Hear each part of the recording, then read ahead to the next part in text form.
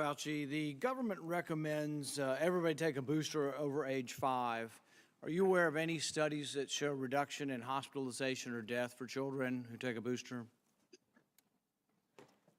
Right now, there's not enough data that has been accumulated, Senator Paul, to indicate that that's the case. I believe that the recommendation that was made was based on the assumption that if you look at the morbidity and mortality of children within each of the age groups, 0 to 5, 5 to 11. Right. There are no studies, and Americans should all know this. There are no studies on children showing a reduction in hospitalization or death with taking a booster. The only studies that were permitted, the only studies that were presented were antibody studies. So they say if we give you a booster, you make antibodies. Now, a lot of scientists would question whether or not that's proof of efficacy of a vaccine. If I give you 10, or if I give a patient 10 mRNA vaccines and they make protein each time, or they make antibody each time, is that proof that we should give 10 boosters, Dr. Fauci? No, I think that is somewhat of an absurd exaggeration.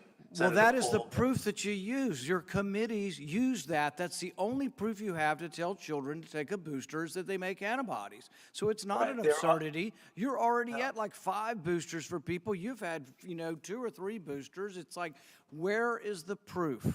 Now, I think there is probably some indication for older folks that have some risk factors. For younger folks, there's not. But here's the other thing. There are some risk factors for the vaccine. So the risk of myocarditis with a second dose for adolescent boys 12 to 24 is about 80 in a million. This is both from the CDC and from the Israeli studies. It's also in the VAERS study, remarkably similar for boys, much higher from boys than girls and much higher than the background. The background's also in the VAERS study, remarkably similar for boys. So there is a risk and there are risks, and you're telling everybody in America just blindly go out there because we made antibodies. So it is not an absurd corollary to say if you have 10. In fact, you probably make antibodies if you get 100 boosters. All right? That's not science, that's conjecture, and we should not be making public policy on it. So, Senator Paul, if I might respond to that, we just heard in his opening statement, Ranking Member Burr talk about his staff who went to Israel. And if you look at the data from Israel, the boosts, both the 3rd shot boost and the 4th shot boost, was associated with a clear-cut clinical effect, mostly in elderly people, but also as they gathered more data, even in people in the 40s and the 50s. So there is clinical data. But not in children. Well, see, again, here's the thing is, you're not willing to be honest with the American people. So, for example, 75% of kids have had the disease. Why is the CDC not including this in the data? You can ask the question. You can do laboratory tests to find out who's had it and who hasn't had the disease. What is the incidence of hospitalization and death for children who've been infected with COVID, subsequently going to the hospital or dying? What is the possibility if your kid has had COVID, which is 75% of the country's had COVID, what is the chance that my child's going to the hospital or dying? If you look at the number of deaths in pediatrics, Senator, you can see that there are more deaths of people who have had it, of people who have had the disease.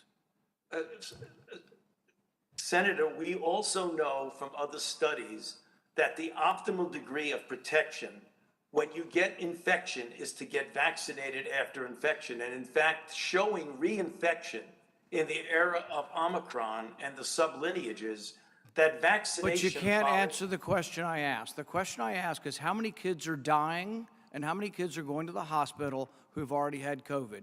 The answer may be 0, but you're not even giving us the data because you have so much wanted to protect everybody from all the data because we're not smart enough to look at the data. When you released data earlier, when the CDC released the data, they left out the category.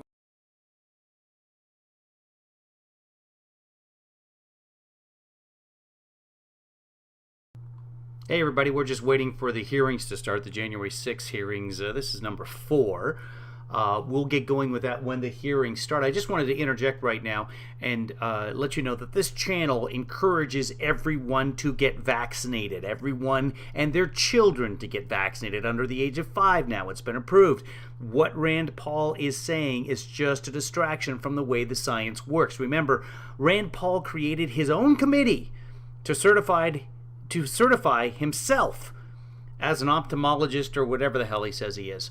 But no, this is I'm just showing you the C-SPAN feed between Rand Paul and Dr. Fauci.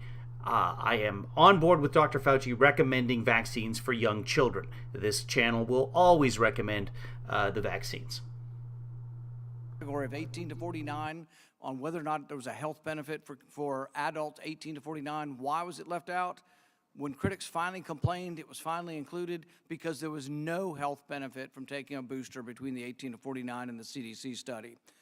Another question for you. The NIH continues to refuse to voluntarily divulge the names of scientists who receive royalties and from which companies.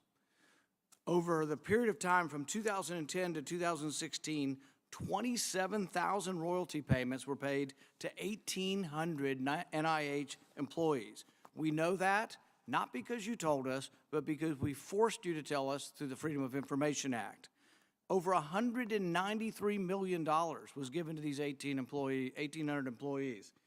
Can you tell me that you have not received a royalty from any entity that you ever oversaw the distribution of money in research grants? Well, first of all, let's talk about royalties. That's the question. No, that's the question. Have you ever received a royalty payment from a company that you later oversaw money going to that company? You know, I don't know as a fact, but I doubt it. Well, here's the thing is, why don't you let us know? Why don't you reveal how much you've gotten and from what entities? The NIH refuses. Look, we ask them. The NIH, we ask them whether or not, who got it and how much. They refuse to tell us. They sent it redacted. Here's what I want to know. It's not just about you. Everybody on the vaccine committee, have any of them ever received money from the people who make vaccines? Can you tell me that? Can you tell me if anybody on the vaccine approval committees ever... Dr. Fauci wouldn't know that. No one has to disclose that information. That's not the way it works. Obviously, if you're on a committee and you're receiving funds currently from said organization that you're overseeing, that's a conflict of interest. But scientists in this field regularly test and receive commissions for being parts of studies, and you would then be on a committee at some point, maybe for the same drug company, but that's not something that Fauci would know. It's not necessary to disclose that. That's not part of the way the law works, but Rand Paul is asking a question Dr. Fauci would not have the answers to, and using it as a gotcha question, because there's just no way that Fauci would know that. Ever received any money from people who make the vaccines? Soundbite number one, are you going to let me answer a question? Okay, so let me give you some information. First of all, according to the regulations, people who receive royalties are not required to divulge them even on their financial statement, according to the Bayh-Dole Act. I don't even know why I talk. Because as soon as I say something, the people on the TV show, they tell you the same thing. So I'm just going to keep quiet. So let me give you some example. From 2015 to 2020, the only royalties I have was my lab and I made a monoclonal antibody for use in vitro reagent that had nothing to do in patients. And during that period of time, my royalties ranged from $21 a year to $700 a year, and the average per year was $191.46. It's all redacted, and you can't get any information on... That would not even pay for that Nationals jersey he has hanging on the door behind him. The 1,800 scientists. Your time is So we want to know whether or not people got money from the people who made the manufacturing. Senator Paul, your time is long over expired. I gave you an additional 2.5 minutes. The witness has responded. We are going to move on. Senator Sanders. All right, that's the end of that little conflict. Rand and Fauci, and the right takes those and says, Fauci owned by Rand Paul. Again, Rand Paul made Dr. Fauci look like an idiot. He does not. Ever. Every time Rand Paul is eviscerated. If I was going for clickbait, I would say that. Eviscerated by Dr. Fauci. Looks like the witnesses are now seated at the hearing, so we'll bring in the main feed here. There we are. So the witnesses are coming up here. Let's go find the C-SPAN feed, see if they're live. It's now 9:56. Hold on. Gotta try. Let's get rid of that. And we'll skip the ads and go right to the hearing, the C-SPAN feed. This is C-SPAN 3 we're watching right now. We are slightly delayed, and then we're delayed again because YouTube's not quite working properly today.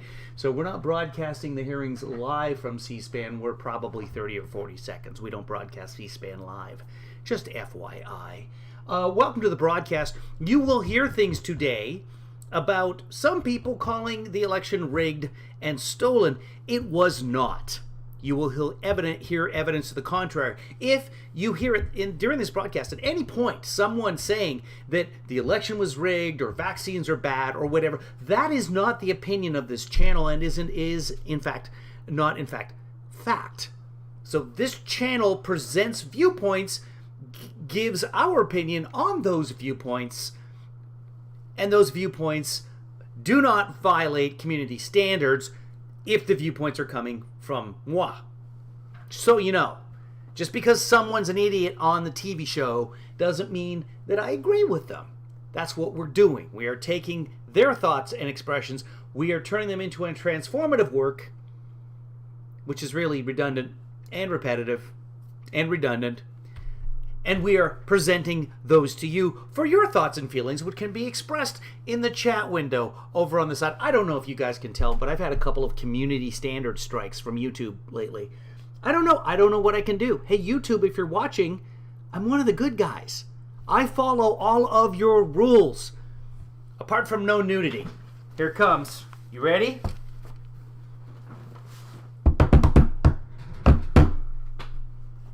So the hearings are about to start. Let's see. We've got Gabe Sterling. He's a deputy Secretary of State. We've got Brad Raffens-Burger. He is delicious.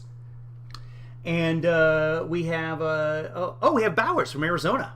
Bowers, if I'm remembering correctly, was one of the. They tried to change the election in Arizona. Trump's people, Giuliani, Trump, tried to influence. I think he's a senator, Senator Bowers, or. Looks like if he's honorable, then he's a judge as well, but I don't know. Anyway, Bowers from Arizona put out a letter publicly saying, hey, the campaign is trying to overturn the election. We're not going to do it. He's a Republican. We're looking at 3 Republicans.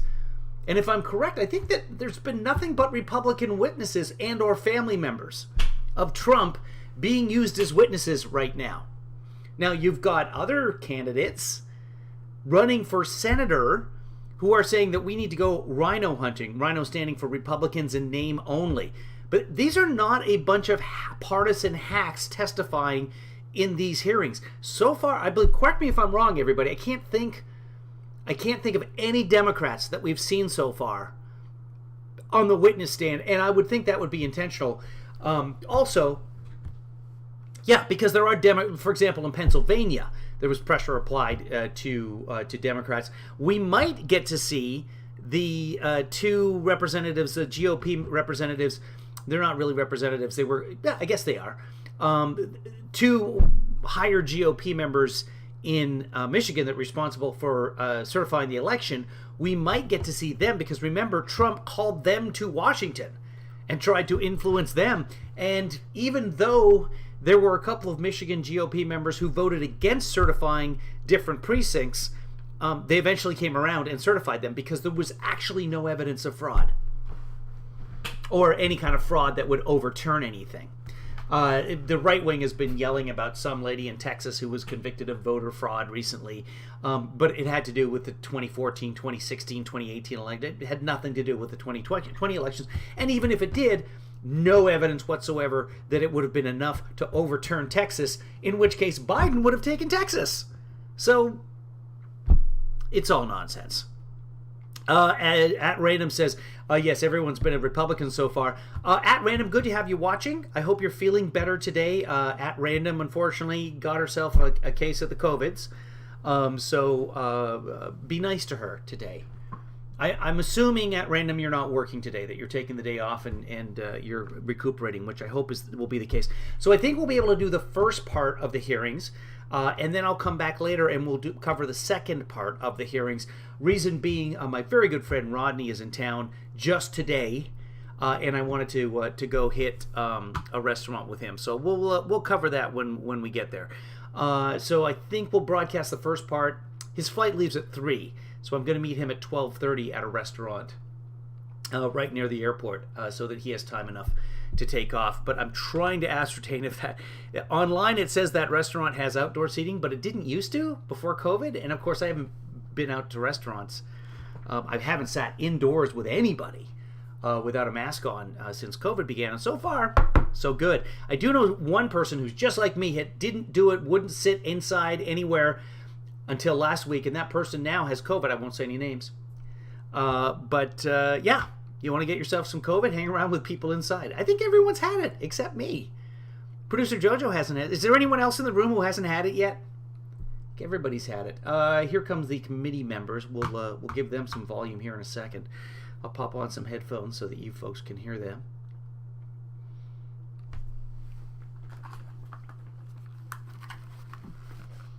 Allison hasn't had it. Good for Allison. I'm not picking on at Random. Stephanie hasn't had it that we know of. Of course, we all could have had it and been asymptomatic and not tested during that time, so it's hard to say. And now that we've been vaccinated, it's really hard to do the antibody test because theoretically our body has antibodies. Here we go. The Select Committee to investigate the January 6th attack on the United States Capitol will be in order. Without objection, the chair is authorized to declare the committee in recess at any point. Pursuant to House Deposition Authority Regulation 10, Gonna adjust the volume. announces the committee's approval to release the deposition material presented during today's hearing. Give me a second. Good afternoon. At our last hearing, we told the story of a scheme driven by Donald Trump to pressure former Vice President Mike Pence to illegally overturn the election results. We showed that when... You know, he's just quiet. I'm trying to get you guys a decent volume on that. And, oh, now, hold on. Now, this will double the volume. If you're listening with ear pods, be careful. I will turn the volume down and adjust it accordingly. Let's give it a shot. When the pressure campaign failed and Mike Pence fulfilled his constitutional obligation, Donald Trump turned a violent mob loose All right, let me know if that volume's good for you guys. on him. We showed that the mob came within roughly 40 feet of the vice president. Today, we'll show that what happened to Mike Pence wasn't an isolated part of Donald Trump's scheme to overturn the election. In fact, pressuring public servants into betraying their oaths was a fundamental part of the playbook. And a handful of election officials in several key states stood between Donald Trump and the upending of American democracy. As we begin today, it's important to remember when we count the votes for president, we count the votes state by state. For the most part, the candidates who win the popular vote in a state wins all the state's electoral college votes. And whoever wins a majority of the electoral college votes wins the presidency. So when Donald Trump tried to overturn the election results, he focused on just a few states. He wanted officials at the local and state level to say the vote was tainted by widespread fraud and throw out the results, even though, as we showed last week, there wasn't any voter fraud that could have overturned the election results. And like Mike Pence, these public servants wouldn't go along with Donald Trump's scheme. And when they wouldn't embrace the big lie and substitute the will of the voters with Donald Trump's will to remain in power, Donald Trump worked to ensure they faced the consequences. Threats to people's livelihood, and lives. Threats of violence that Donald Trump knew about and amplified. And in our other hearings, we can't just look backward at what happened in late 2020 and in the early 2021 because the danger hadn't gone away. Our democracy endured a mighty test on January 6th and in the days before. We say our institutions held, but what does that really mean? Democratic institutions aren't abstractions or ideas. They are local officials who oversee elections, secretaries of state, people in whom we placed our trust that they'll carry out their duties. But what if they don't? 2 weeks ago, New Mexico held its primary elections. One county commission refused to certify the results, citing vague, unsupported claims dealing with Dominion voting machines. The court stepped in, saying New Mexico law required the commission to certify the results. 2 of the 3 members of the commission finally relented. One still refused, saying his vote, quote, isn't based on any evidence, it's not based on any facts, it's only based on my gut feeling and my own intuition, and that's all I need. By the way, a few months ago, this county commissioner was found guilty of illegally entering the Capitol grounds on January 6th. This story reminds us of a few things. First, as we've shown in our previous hearings, claims that widespread voter fraud tainted the 2020 presidential election have always been a lie. Donald Trump knew they were a lie, and he kept amplifying them anyway. Everything we described today, the relentless, destructive pressure campaign on state and local officials, was all based on a lie. Donald Trump knew it, he did it anyway. Second, the lie hasn't gone away.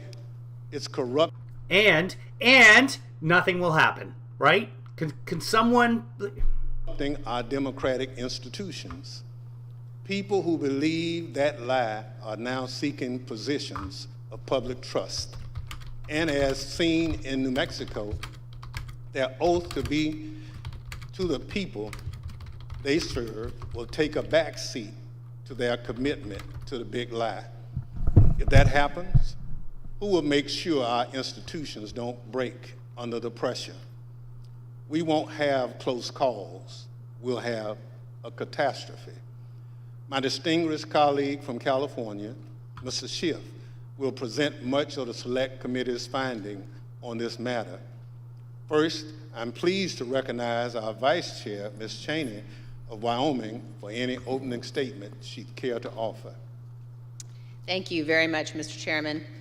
Today, we will begin examining President Trump's effort to overturn the election by exerting pressure on state officials and state legislatures. Donald Trump had a direct and personal role in this effort, as did Rudy Giuliani, as did John Eastman. In other words, the same people who were attempting to pressure Vice President Mike Pence to reject electoral votes illegally were also simultaneously working to reverse the outcome of the 2020 election at the state level. Each of these efforts to overturn the election is independently serious. Each deserves attention both by Congress and by our Department of Justice. But as a federal court has already indicated, these efforts were also part of a broader plan. And all of this was done in preparation for January 6th. I would note 2 points for particular focus today. First, today you will hear about calls made by President Trump to officials of Georgia and other states. As you listen to these tapes, keep in mind what Donald Trump already knew at the time he was making those calls. He had been told over and over again that his stolen election allegations were nonsense. For example, this is what former Attorney General Bill Barr said to President Trump about allegations in Georgia. We took a hard look at this ourselves, and based on our review of it, including the interviews of the key witnesses, the Fulton County allegations had no merit. The ballots under the table were legitimate ballots. They weren't in a suitcase. They had been pre-opened for eventually feeding into the machine. All the stuff about the water leak and that there was some subterfuge involved. We felt there was some confusion, but there was no evidence of a subterfuge to create an opportunity to feed things into the count. And so we didn't see any evidence of fraud in the Fulton County episode. And Acting Deputy Attorney General Richard Donahue told Donald Trump this. And I said something to the effect of, sir, we've done dozens of investigations, hundreds of interviews. The major allegations are not supported by the evidence developed. Mr. Trump was told by his own advisors that he had no basis for his stolen election claims, yet he continued to pressure state officials to change the election results. Second, you will hear about a number of threats and efforts to pressure state officials to reverse the election outcome.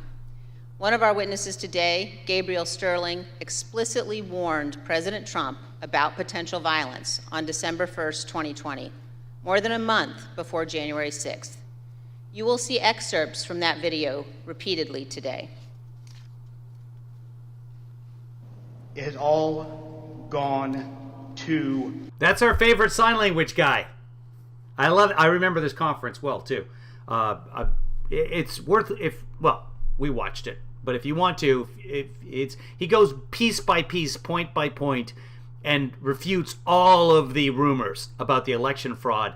And of course, at the time, he was being threatened, and his family was being threatened, and numerous employees, just people who showed up to count the votes because it was their civic duty, and they were getting paid, minimum wage to do so in Georgia, they were being threatened.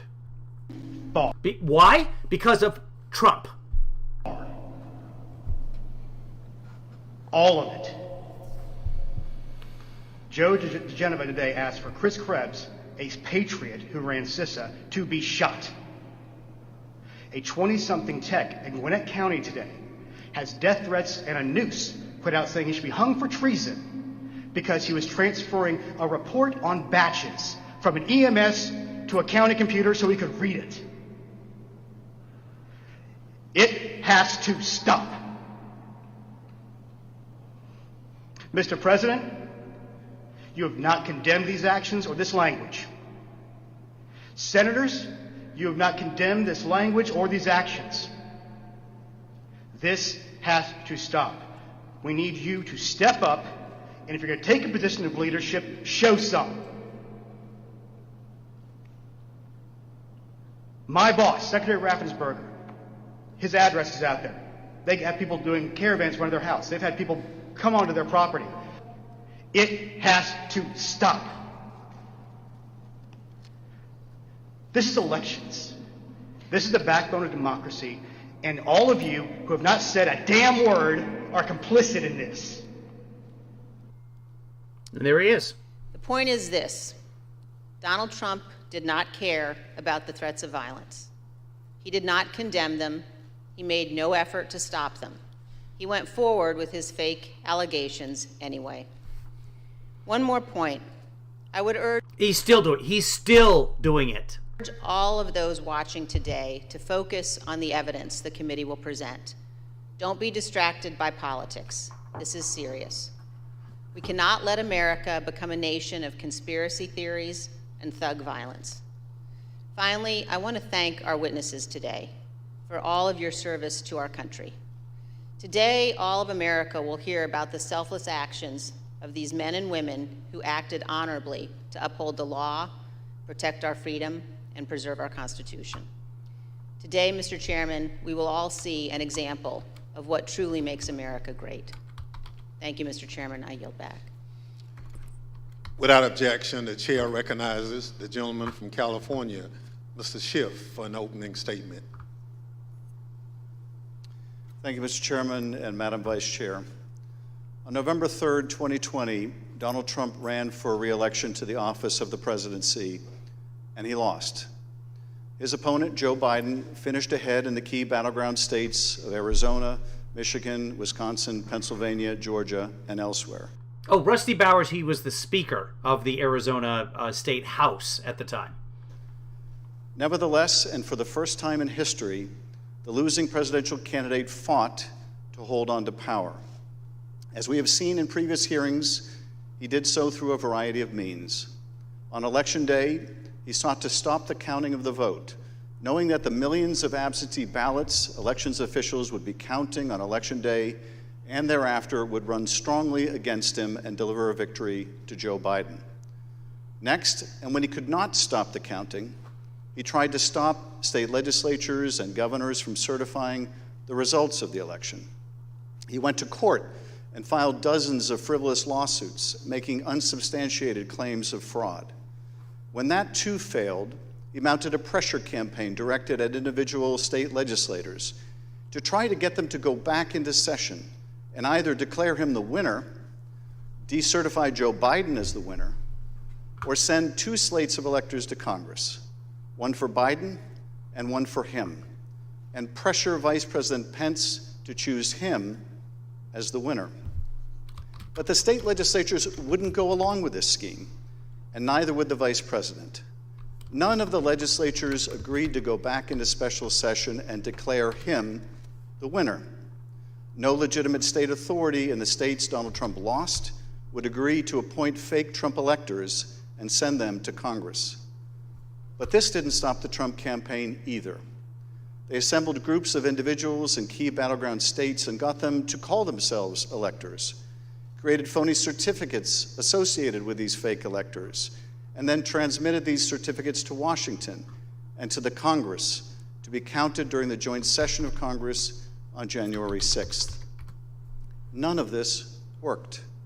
But according to Federal District Judge David Carter, former President Trump and others likely violated multiple federal laws by engaging in this scheme, including conspiracy to defraud the United States. You will hear evidence of the former president and his top advisors' direct involvement in key elements of this plot, or what Judge Carter called a coup in search of a legal theory. For as the judge explained, President Trump's pressure campaign to stop the electoral count did not end with Vice President Pence. It targeted every tier of federal and state elected officials. Convincing state legislatures, he said, to certify competing electors was essential to stop the count and ensure President Trump's reelection. As we have seen in our prior hearings, running through this scheme was a big lie that the election was plagued with massive fraud and somehow stolen. You'll remember what the president's own Attorney General, Bill Barr, said he told the president about these claims of massive fraud affecting the outcome of the election. And I told him that the stuff that his people were shoveling out to the public was bullshit. I mean, that the claims of fraud were bullshit. The president's lie was and is a dangerous cancer on the body politic. If you can convince Americans that they cannot trust their own elections, that any time they lose it is somehow illegitimate, then what is left but violence to determine who should govern? This brings us to the focus of today's hearing. When state elections officials refused to stop the count, Donald Trump and his campaign tried to put pressure on them. When state executive officials refused to certify him the winner of states he lost, he applied more pressure. When state legislators refused to go back into session and appoint Trump electors, he amped up the pressure yet again. Anyone who got in the way of Donald Trump's continued hold on power after he lost the election was the subject of a dangerous and escalating campaign of pressure. This pressure campaign brought angry phone calls and texts, armed protests, intimidation, and all too often threats of violence and death. State legislators were singled out. So too were statewide elections officials. Even local elections workers, diligently doing their jobs, were accused of being criminals and had their lives turned upside down. As we will show, The president's supporters heard the former president's claims of fraud and the false allegations he made against state and local officials as a call to action. Stop the steal! Stop the steal! Stop the steal! You're a threat to democracy! You're a threat to free and honest election!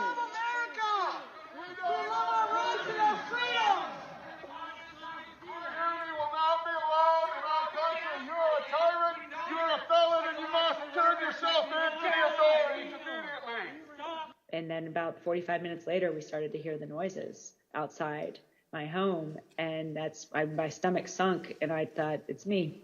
And then it's just, we don't know what's the uncertainty of that was what was the fear. Like, are they coming with guns? Are they going to attack my house? I'm in here with my kid, I'm trying to put him to bed. And so it was, that was the scariest moment, just not knowing what was going to happen. This pressure campaign against state and local officials spanned numerous contested states, as you will see in this video produced by the Select Committee. My name is Josh Roselman. I'm an investigative counsel for the House Select Committee to investigate the January 6th attack on the United States Capitol. Beginning in late November 2020, the president and his lawyers started appearing before state legislators, urging them to give their electoral votes to Trump, even though he lost the popular vote. I represent President Trump along with Jenna Ellis, and this is our fourth or fifth hearing. This election has to be turned around because we won Pennsylvania by a lot, and we won all of these swing states by a lot. This was a strategy with both practical and legal elements. The Select Committee has obtained an email from just 2 days after the election in which a Trump campaign lawyer named Cleta Mitchell asked another Trump lawyer, John Eastman, to write a memo justifying the idea. When do you remember this coming up as an option in the post-election period for the first time? Right after the election. It might have been before the election. Eastman prepared a memo attempting to justify this strategy, which was circulated to the Trump White House, Rudy Giuliani's legal team, and state legislators around the country. And he appeared before the Georgia State Legislature to advocate for it publicly. You could also do what the Florida legislature was prepared to do, which is to adopt a slate of electors yourselves. And when you add in the mix of the significant statistical anomalies and sworn affidavits and video evidence of outright election fraud, I don't think it's just your authority to do that, but quite frankly, I think you have a duty. Sworn what? Affidavits? Aphids? What? Hold on. To do that fraud. Statistical electors yourselves. This is the lawyer. This is Trump's lawyer, John Eastman. And when you add in the mix of the significant statistical anomalies and sworn affidavits and video evidence of outright election fraud, I don't think it's just your authority. Those are some of those Jewish Davids. Authority to do that, but quite frankly, I think you have a duty to do that. Duty? Oh, Anders already saw that. Protect the integrity of the election here in Georgia. But Republican officials in several states released public statements recognizing that President Trump's proposal was unlawful. For instance, Georgia Governor Brian Kemp called the proposal unconstitutional, while Arizona House Speaker Rusty Bowers wrote that the idea would undermine the rule of law. The pressure campaign to get state legislators to go along with the scheme intensified when President Trump invited delegations from Michigan and Pennsylvania to the White House. Either you or Speaker. So there's now, the rumor mill is saying that Eastman's going to be the fall guy for Trump. That somehow Eastman's going to agree that, oh yeah, this was all my idea, and President Trump was like, are you sure? Are you sure? And my advice to him was, yes, this is what we need to do. And Trump was totally innocent. He was just getting bad advice. Speaker Chatfield, did you make the point to the president that you were not going to do anything that violated Michigan law? I believe we did. Whether or not it was those exact words or not, but I think that the words that I would have more likely used is we were going to follow the law. Nevertheless, the pressure continued. The next day, President Trump tweeted, quote, "Hopefully the courts and/or legislatures will have the courage to do what has to be done to maintain the integrity of our elections and the United States of America itself. The world is watching." He posted multiple messages on Facebook listing the contact information for state officials and urging his supporters to contact them to, quote, demand a vote on decertification. In one of those posts, President Trump disclosed Mike Shirkey's personal phone number to his millions of followers. All I remember is receiving over just shy of 4,000 text messages over a short period of time, calling to take action. It was a loud noise, loud, consistent cadence of, we hear that the Trump folks are calling and asking for changes in the electors, and you guys can do this. Well, they were believing things that were untrue. These efforts also involved targeted outreach to state legislators. Hi, Representative. My name is Angela McCallum. I'm calling from Trump campaign headquarters in Washington, D.C. You do have the power to reclaim your authority and send a slate of electors that will support President Trump and Vice President Pence. From President Trump's lawyers and from Trump himself. And I've become friendly with legislators that I didn't know 4 weeks ago. Another legislator, Pennsylvania House Speaker Brian Cutler, received daily voicemails from Trump's lawyers in the last week of November. Mr. Speaker, this is Rudy Giuliani and Jenna Ellis. We're calling you together because we'd like to discuss, obviously, the election. Hello, Mr. Speaker. This is Jenna Ellis, and I'm here with Mayor Giuliani. Hey, Brian, it's Rudy. I really have something important to call to your attention that I think really changes things. Cutler felt that the outreach was inappropriate and asked his lawyers to tell Rudy Giuliani to stop calling, but Giuliani continued to reach out. I understand that you don't want to talk to me now. I just want to bring some facts to your attention and talk to you as a fellow Republican. On December 30th, Trump ally Steve Bannon announced a protest at Cutler's home. We're getting on the road and we're going down to Cutler. We're going to start going to offices, and if we have to, we're going to go to homes, and we're going to let them know what we think about them. There were multiple protests. I actually don't remember the exact number. There was at least 3, I think, outside either my district office or my home. And you're correct, my son, my then 15-year-old son, was home by himself for the first one. All of my personal... These are Republicans, by the way. That's a Republican. Information was doxed online. It was my personal email, my personal cell phone, my home phone number. In fact, we had to disconnect our home phone for about 3 days because it would ring all hours of the night and would fill up with messages. Brian Cutler, we're outside. Clerks facing felony charges in Michigan. Poll watchers denied access in Pennsylvania. These ads were another element in the effort. The Trump campaign spent millions of dollars running ads online and on television. The evidence is overwhelming. Call your governor and legislators. Demand they inspect the machines and hear the evidence. Public pressure on state officials often grew dangerous in the lead up to January 6th. Let us in! Let us in! Let us in! Let us in! Special session! Special session! Special session! We'll light the whole shit on fire. What are we going to do? What can you and I do to a state legislator besides kill him? Although we should not do that. I'm not advising that, but I mean, what else can you do, right?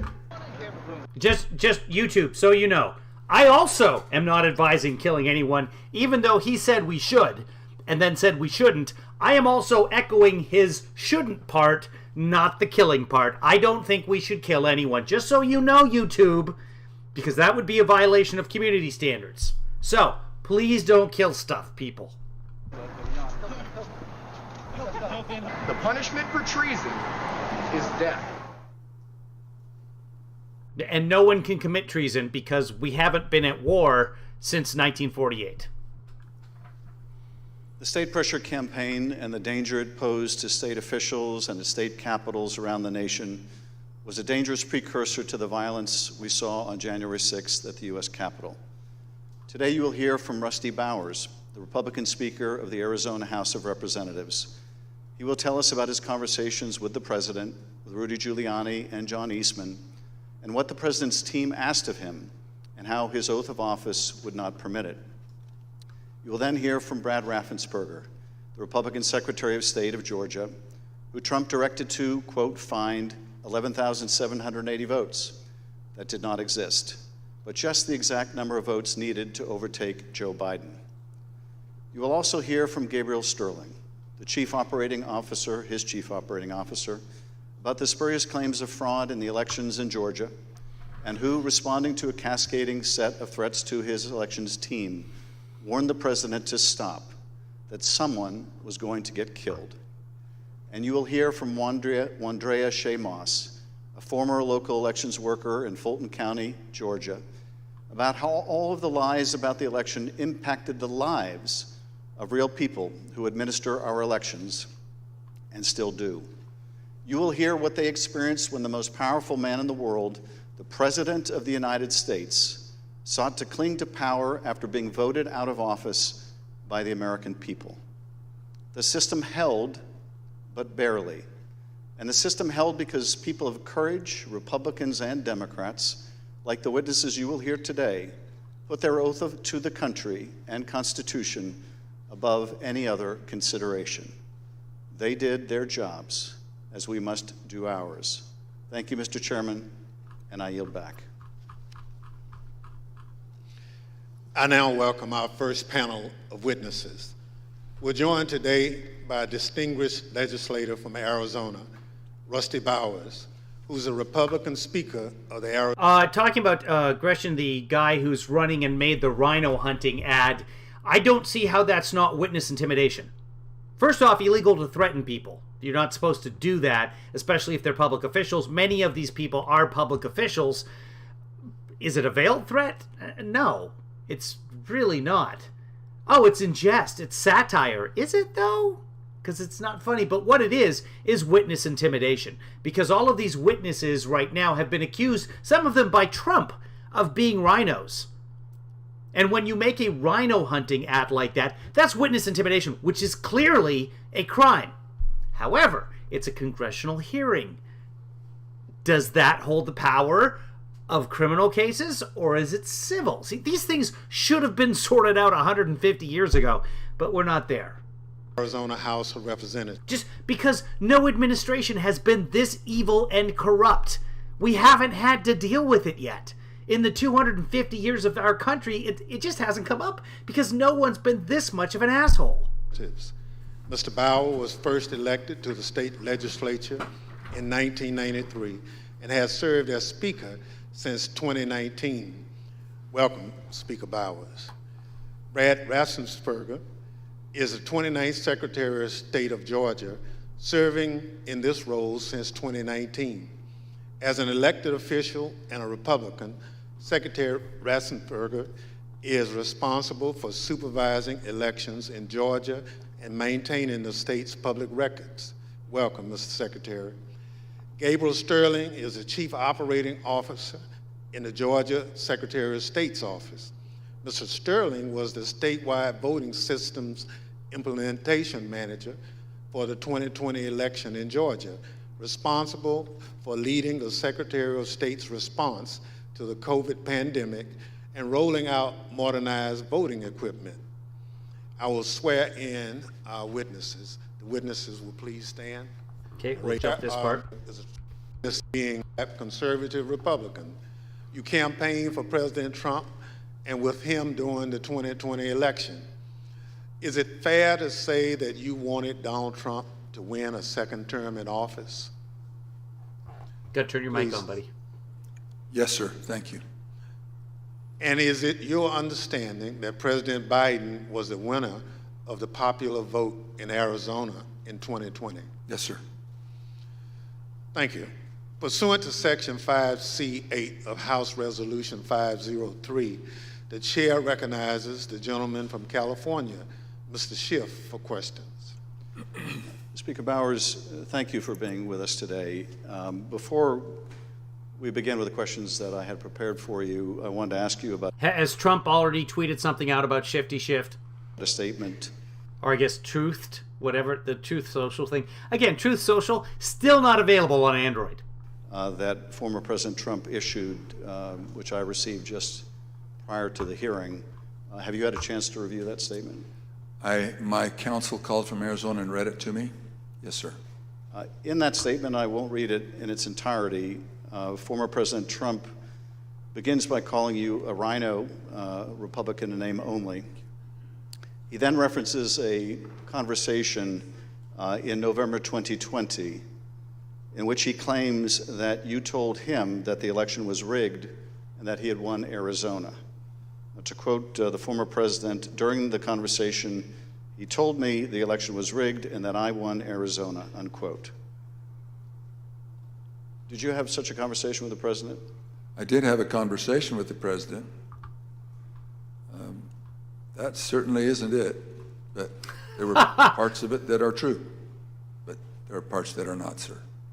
And the part that I read you, is that false? Anywhere, anyone, anytime has said that I said the election was rigged, that would not be true. And when the former president in his statement today claimed that you told him that he won Arizona, is that also false? That is also false.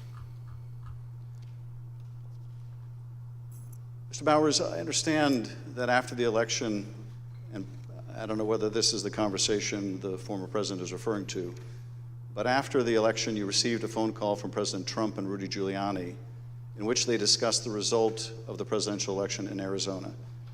If you would, tell us about that call and whether the former president or Mr. Giuliani raised allegations of election fraud. Thank you. My wife and I had returned from attending our church meetings. It was on a Sunday, and we were still in the driveway, and I had received a call from a colleague telling me that the White House was trying to get in touch with her and I, and that she said, please, if you get a call, let's try to take this together.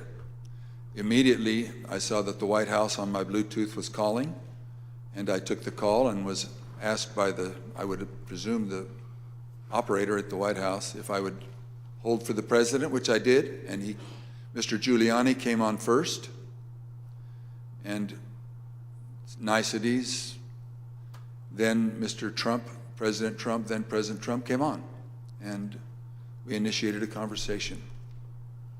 Did you perceive Mr. Giuliani to be intoxicated at the time? And if so, how could you tell? During that conversation, did you ask Mr. Giuliani for proof of these allegations of fraud that he was making? On multiple occasions, yes. And when you asked him for evidence of this fraud, what did he say? He said that they did have proof, and I asked him, do you have names? For example, we have 200,000 illegal immigrants, some large number, 5,000 or 6,000 dead people, etc. And I said, do you have their names? Yes. Will you give them to me? Yes. The president interrupted and said, give the man what he needs, Rudy. He said, I will. And that happened on at least 2 occasions, that interchange in the conversation. So Mr. Giuliani was claiming in the call that there were hundreds of thousands of undocumented people and thousands of dead people who had purportedly voted in the election? Yes. And you asked him for evidence of that? I did. And did you ever receive from him that evidence either during the call, after the call, or to this day? Never. What was the ask during this call? He was making these allegations of fraud, but he had something or a couple things that they wanted you to do. What were those? The ones I remember were first that we would hold, that I would allow an official committee at the Capitol so that they could hear this evidence and that we could take action thereafter. And I refused. I said, up to that time, the circus, I called it a circus, had been brewing with lots of demonstrations, both at the counting center, at the Capitol, and other places. And I didn't want to have that in the House. I did not feel that the evidence, granted in its absence, merited a hearing, and I didn't want to be used as a pawn if there was some other need that the committee hearing would fulfill. So that was the first ask, that we hold an official committee hearing. And what was his second ask? I said, to what end? To what end the hearing? He said, well, we have heard by an official high up in the Republican legislature that there is a legal theory or a legal ability in Arizona that you can remove the electors of President Biden and replace them. And we would like to have the legitimate opportunity through the committee to come to that end and remove that. And I said, that's something that's totally new to me. I've never heard of any such thing.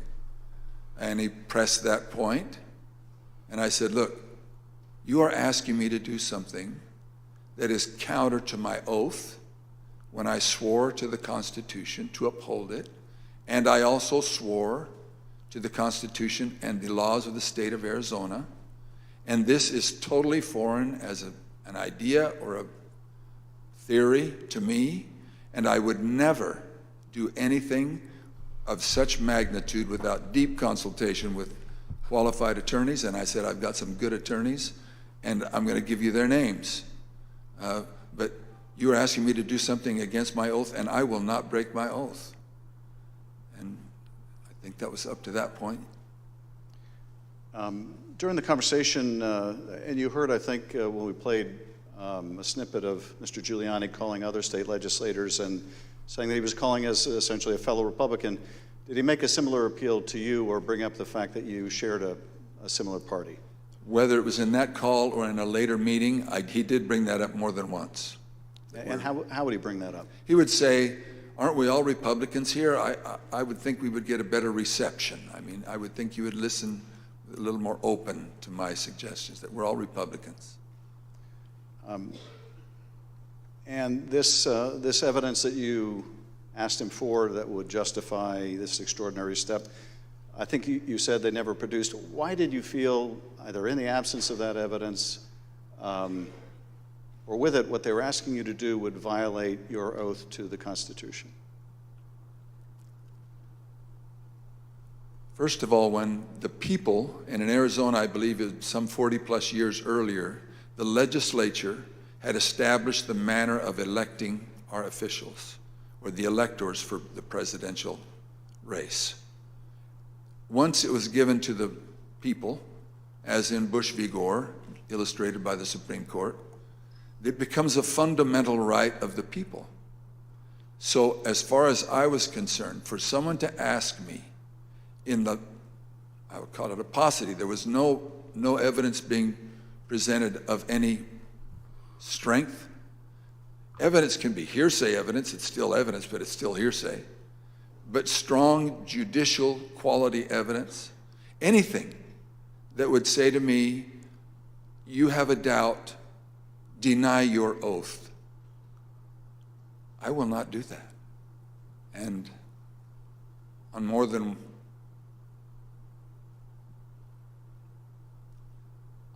one occasion throughout all this, that has been brought up, and it is a tenet of my faith that the Constitution is divinely inspired of my most basic foundational beliefs. And so for me to do that because somebody just asked me to is foreign to my very being. I will not do it.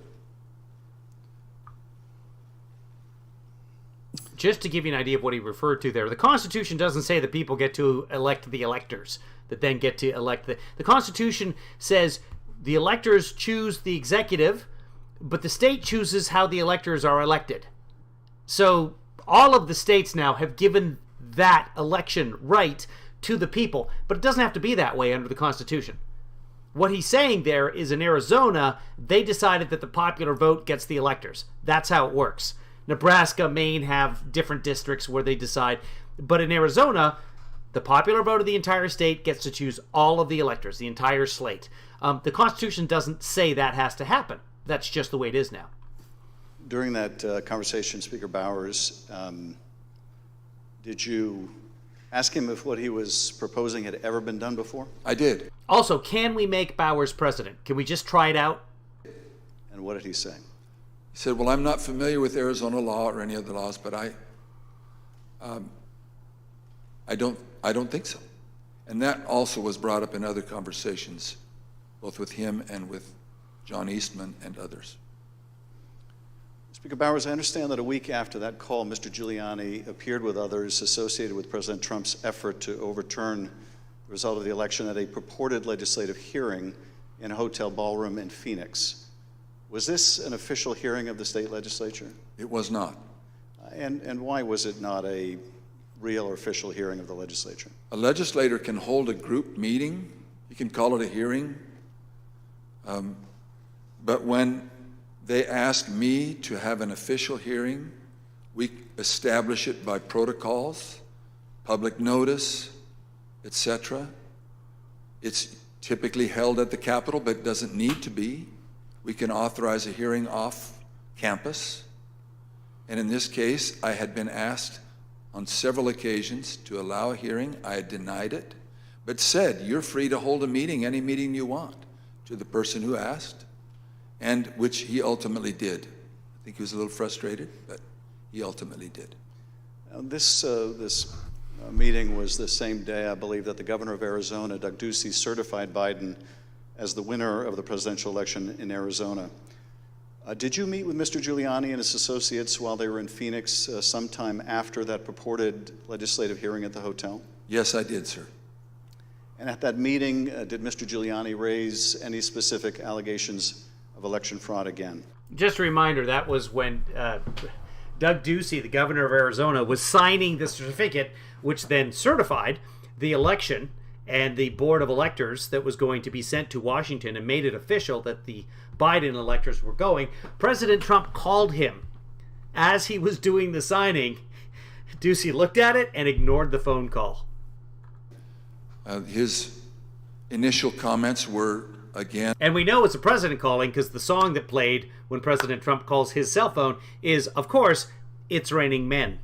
The litany of groups of illegal individuals or people deceased, etc. And he had brought that up, and I wasn't alone in that meeting. There were others, and other members of the Senate aggressively questioned him. And then I proceeded to question him on the proof that he was going to bring me, etc. But he did bring those up, yes. And these other legislators were also Republican members of the Senate? They were, yes, sir. And did they also press him for proof of these allegations? They pressed him very strongly.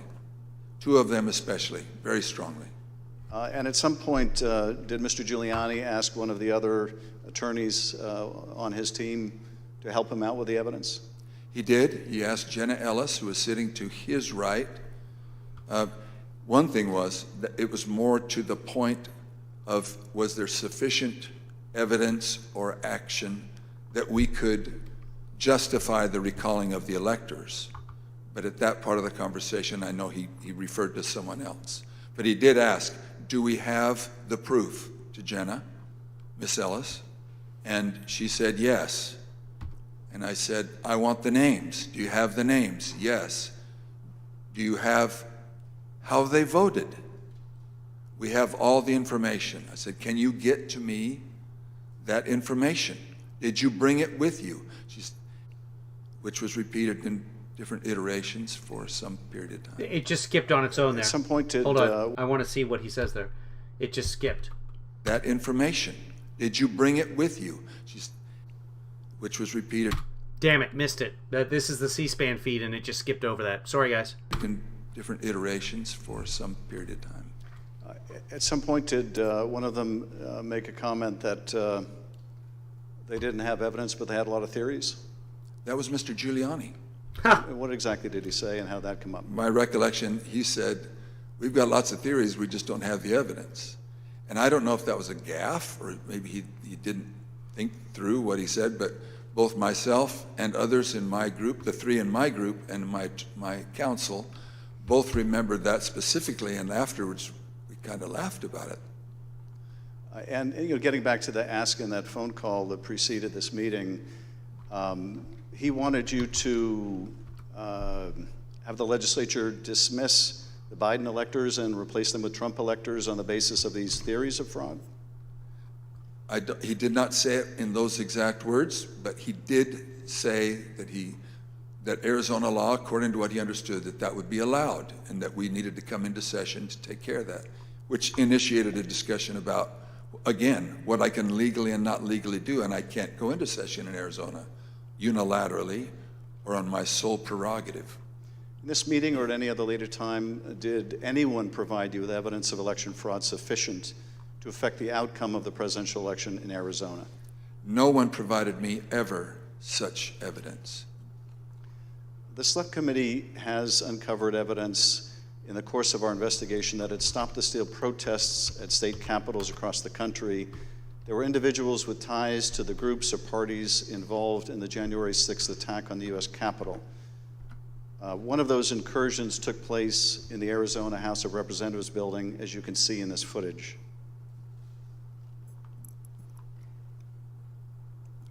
This is previously undisclosed video of protesters illegally entering and refusing to leave the building.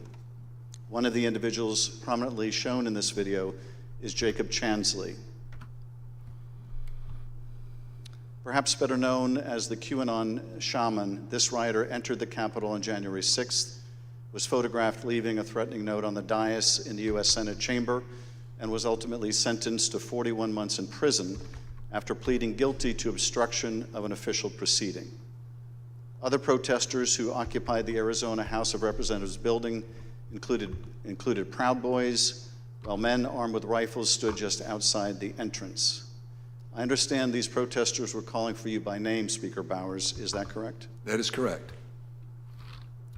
Speaker Bowers, did the president call you again in later in December? He did, sir. Did you tell the president in that second call that you supported him, that you voted for him, but that you were not going to do anything illegal for him? I did, sir.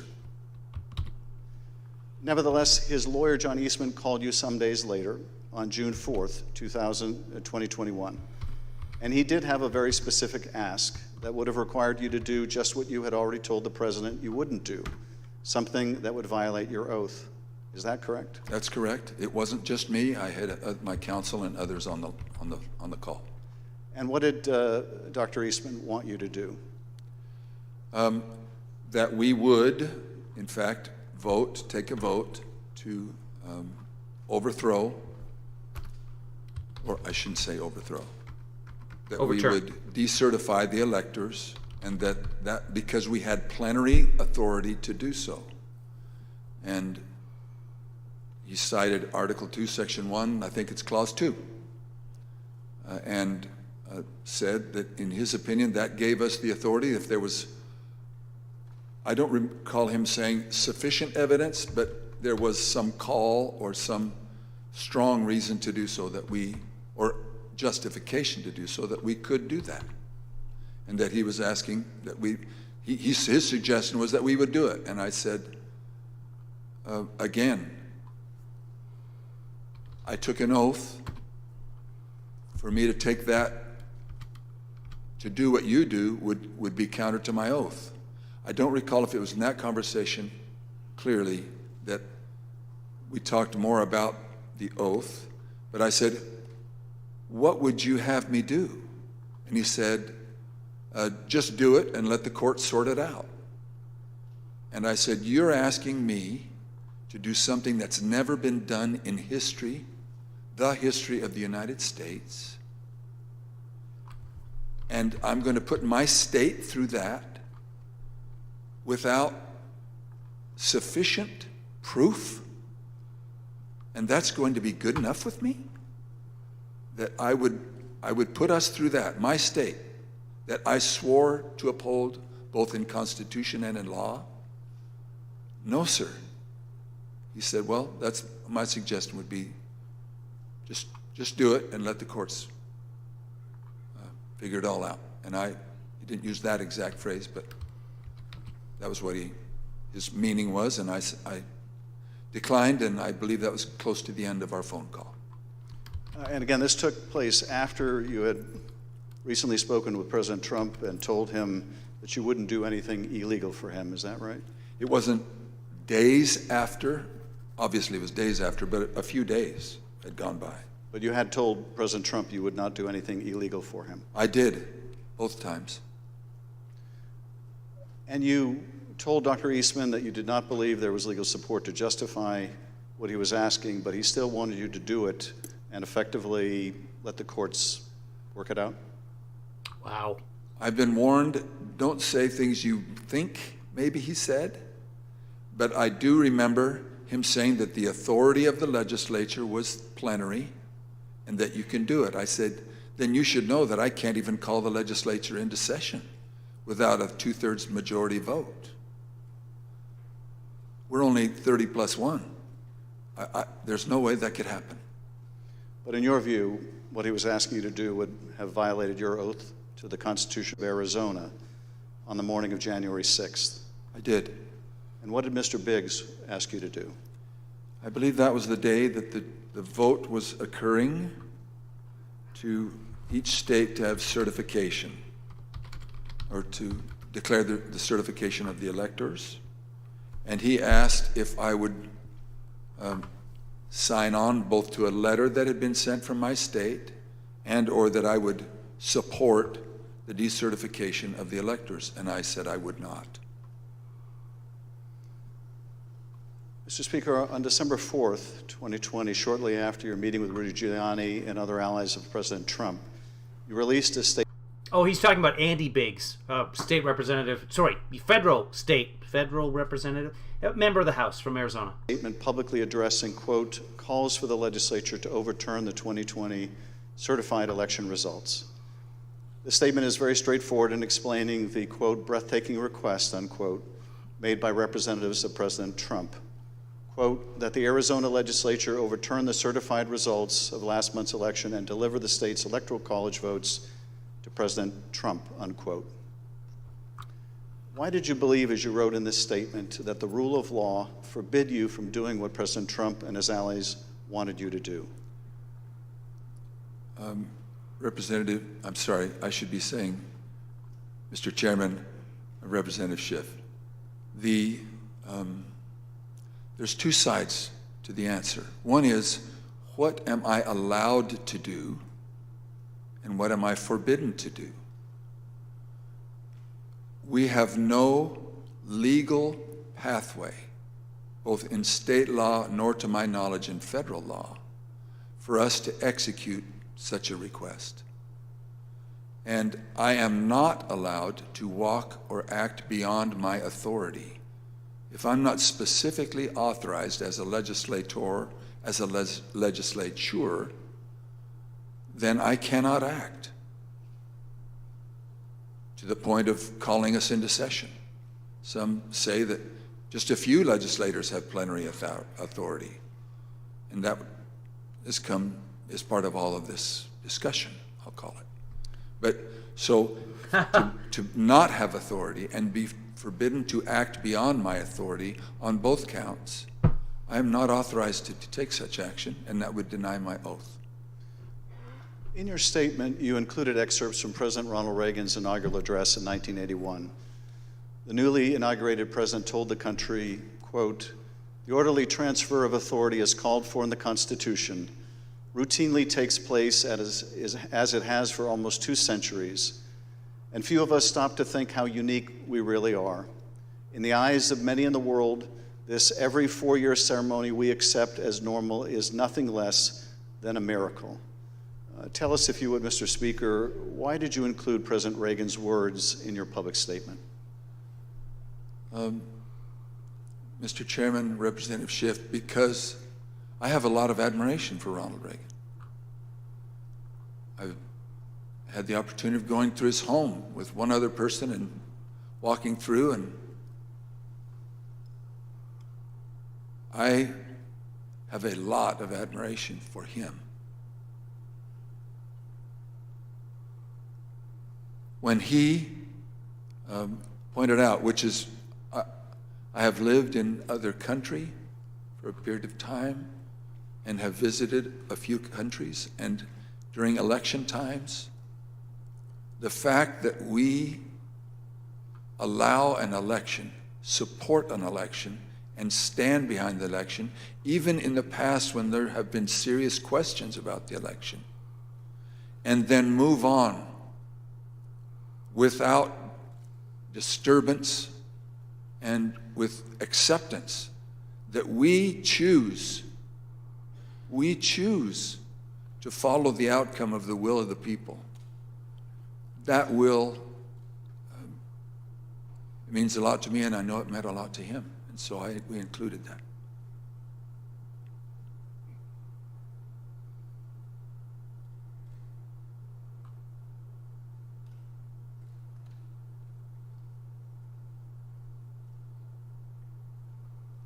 Thank you, Speaker Bowers. I now want to look even more deeply at the fake electors scheme. Every 4 years, citizens from all over the United States go to the polls to elect their president. Under our Constitution, when we cast our votes for president, we are actually voting to send electors pledged to our preferred candidate to the Electoral College. In December, the electors in each state meet, cast their votes, and send those votes to Washington. There is only one legitimate slate of electors from each state. On the 6th day of January, Congress meets in a joint session to count those votes, and the winner of the Electoral College vote becomes the president. In this next segment, you'll hear how President Trump and his campaign were directly involved in advancing and coordinating the plot to replace legitimate Biden electors with fake electors not chosen by the voters. You'll hear how this campaign convinced these fake electors to cast and submit their votes through fake certificates, telling them that their votes would only be used in the event that President Trump won his legal challenges. Yet when the president lost those legal challenges, when courts rejected them as frivolous and without merit, the fake elector scheme continued. At this point, President Trump's own lawyers, so-called Team Normal, walked away rather than participate in the plan, and his own White House counsel's office said that the plan was not legally sound. Let's play the following video produced by the Select Committee. My name is Casey Lucier. I'm an investigative counsel for the House Select Committee to investigate the January 6th attack on the United States Capitol. On November 18th, a lawyer working with the Trump campaign named Kenneth Cheesebro wrote a memo arguing that the Trump campaign should organize its own electors in the swing states that President Trump had lost. The Select Committee received testimony that those close to President Trump began planning to organize fake electors for Trump in states that Biden won in the weeks after the election. Who do you remember being involved in those early discussions around the Thanksgiving time regarding having alternate electors meet? Mr. Giuliani, several of Mr. Giuliani's associates, Mr. Meadows,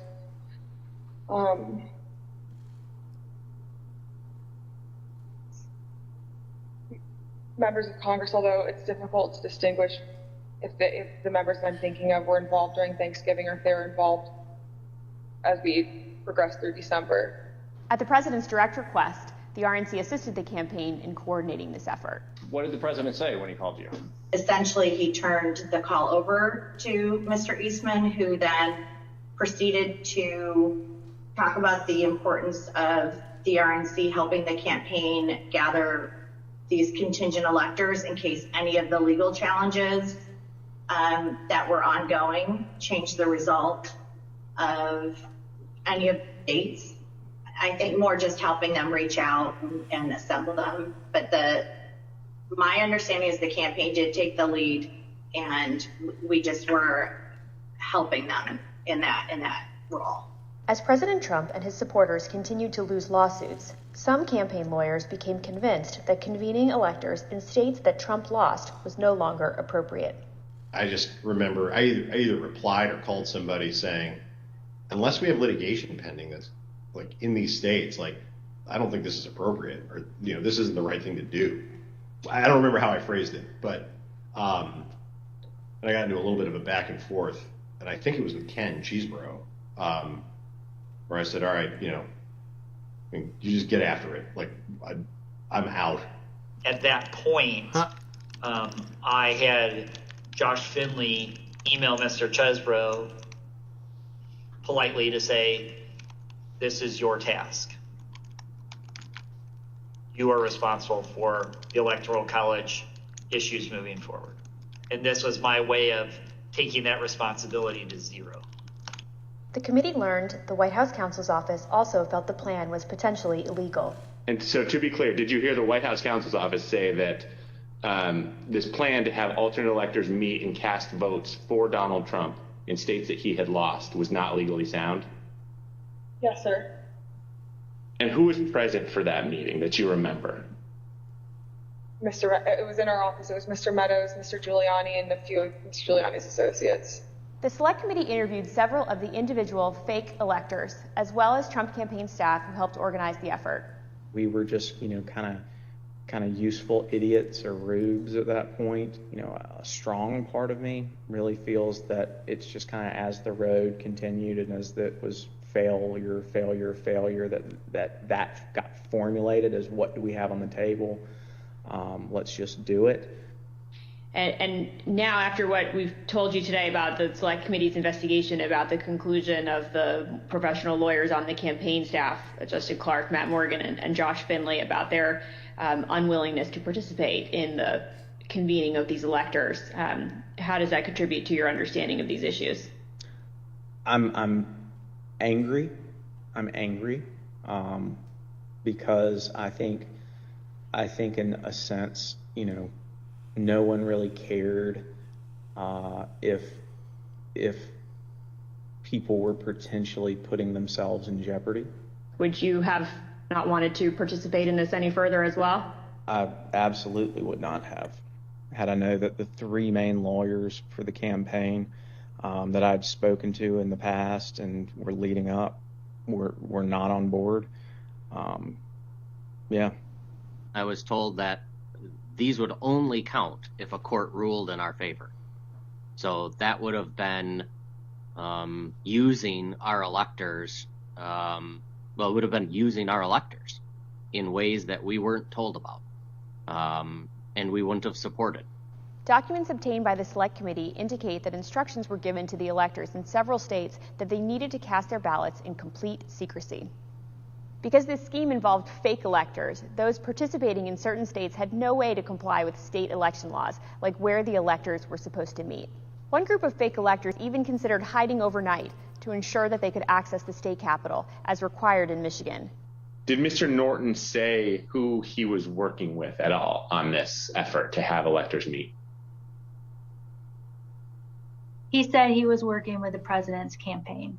He told me that the Michigan Republican electors were planning to meet in the Capitol and hide overnight so that they could fulfill the role of casting their vote in per law in the Michigan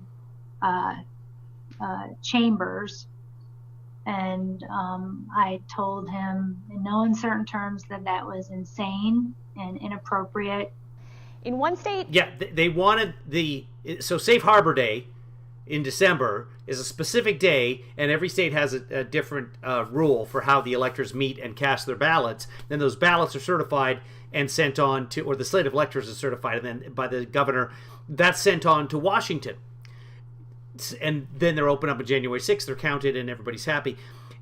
The suggestion was that the fake electors in Michigan go into the Capitol building the day before Safe Harbor Day and hide in the bathrooms or somewhere, because they probably wouldn't be able to get in there on Safe Harbor Day. And the case was they weren't let in on Safe Harbor Day, but they were supposed to hide in the building overnight. That's what they were told to do. The fake electors even asked for a promise that the campaign would pay their legal fees. Michigan, Pennsylvania, New Mexico, Nevada, and Wisconsin.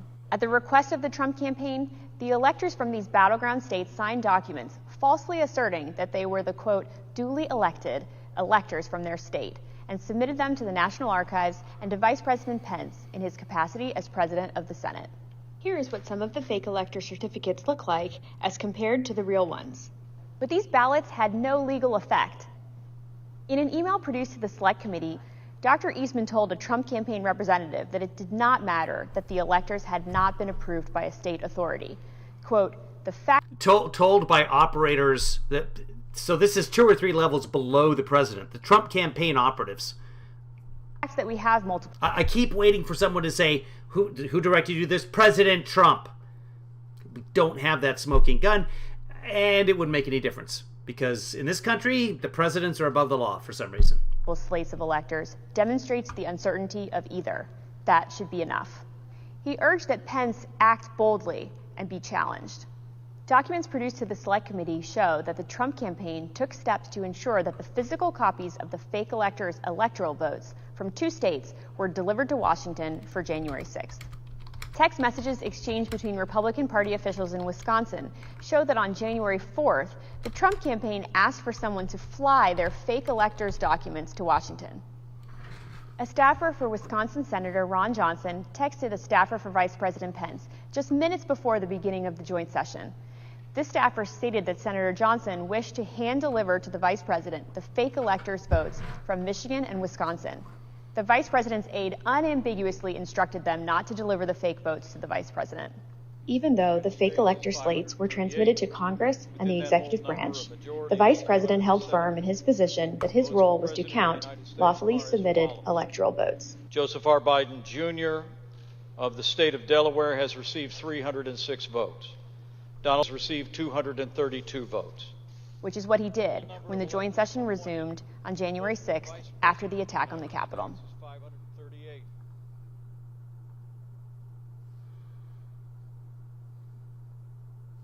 What we just heard in that video was an aide to the White House Chief of Staff telling this committee that the White House counsel's office felt that this fake electors plan was not legally sound.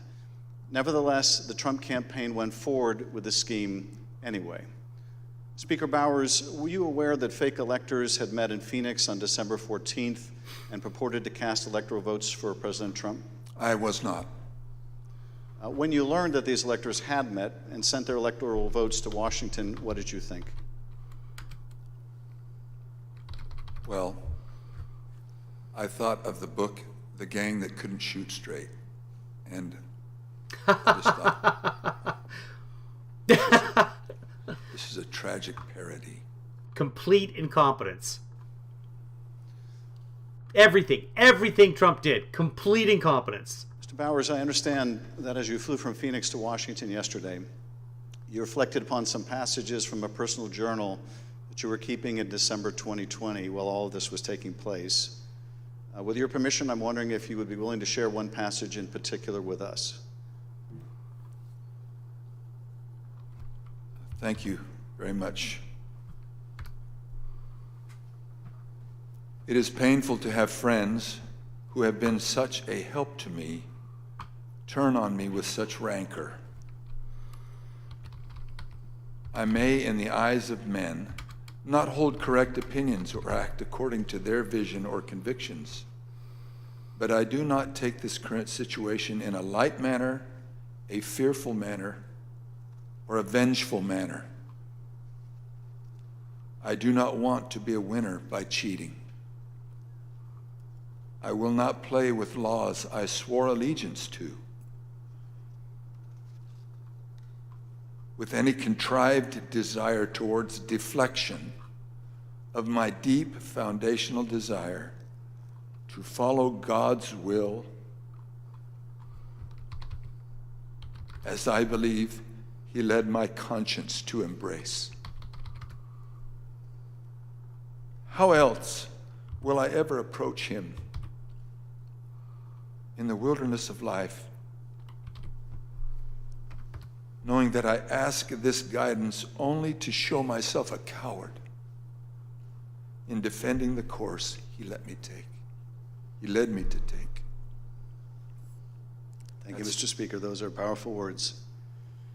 I understand that taking the courageous positions that you did following the 2020 election in defense of the rule of law and protecting the voters of Arizona resulted in you and your family being subjected to protests and terrible threats.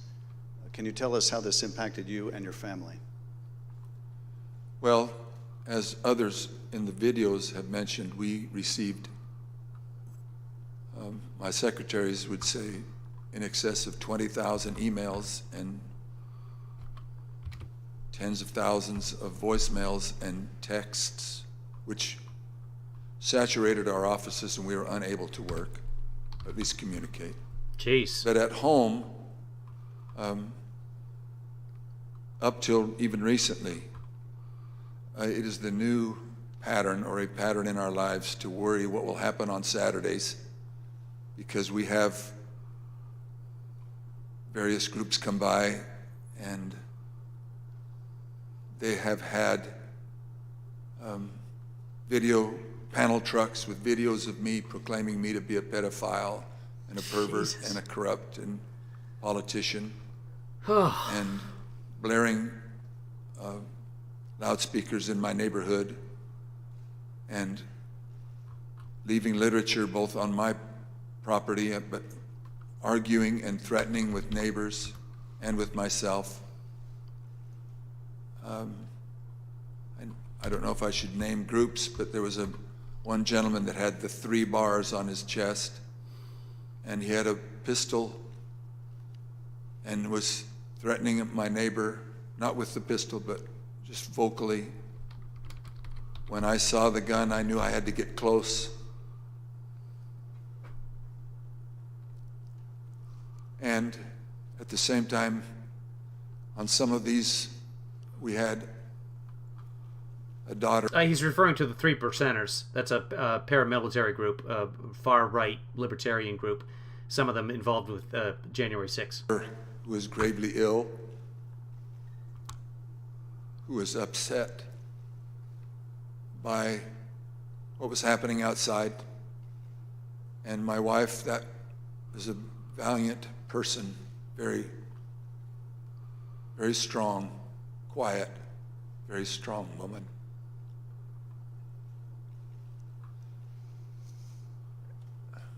So it was disturbing. It was disturbing. Mr. Speaker, I want to thank you for your service to the state of Arizona and to the country. Mr. Chairman, at this point, I think it'd be appropriate to take a short recess. Accordingly, I reserve the balance of my time.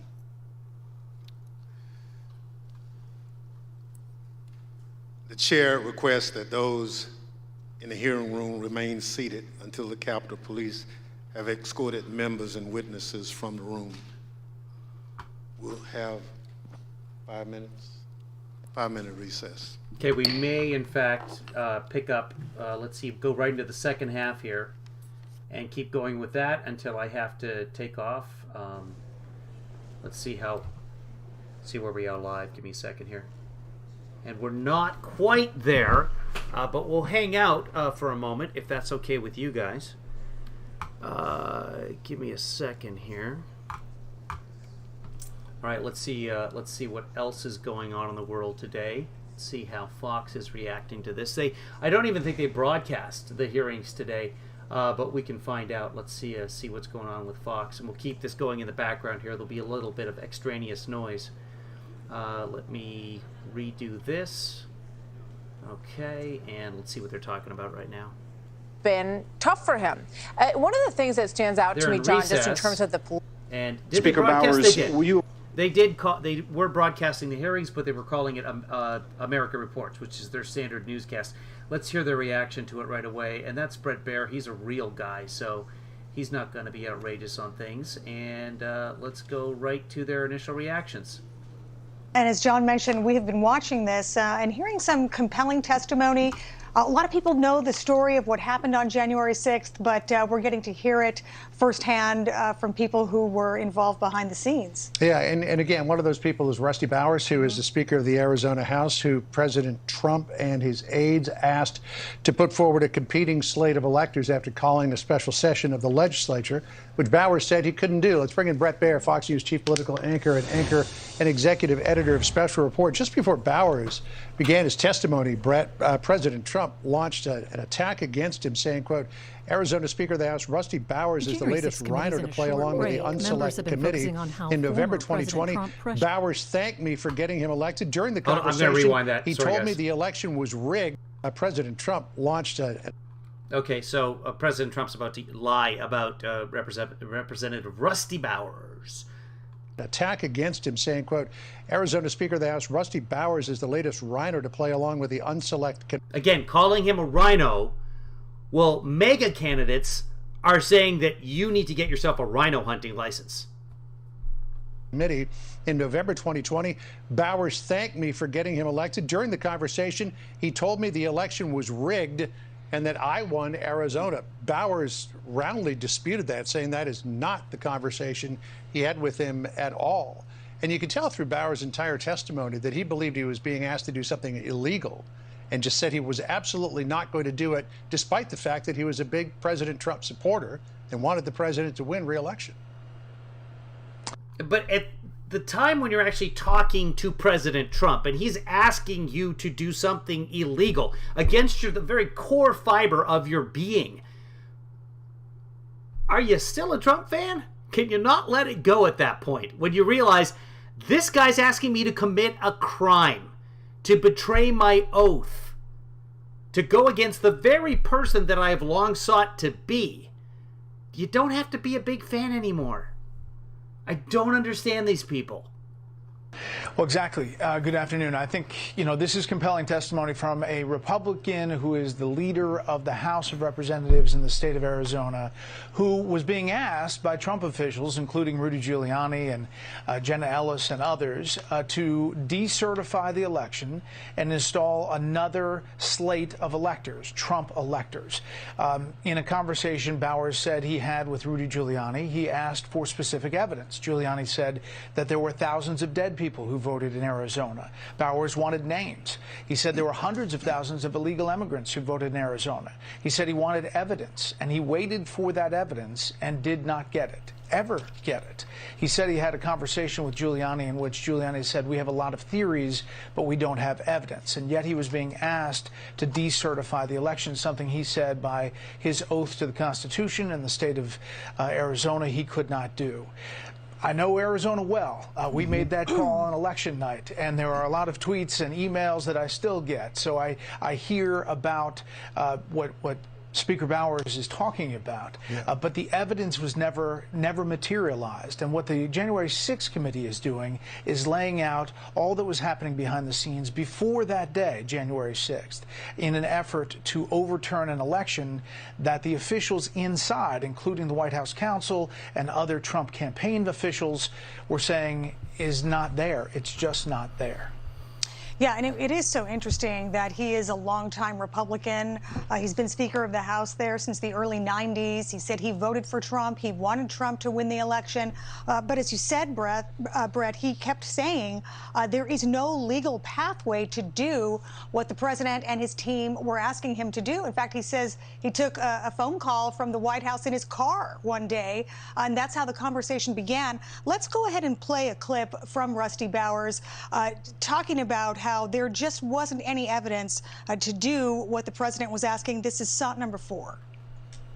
So as far as I was concerned, for someone to ask me in the, I would call it a paucity, there was no evidence being presented of any strength.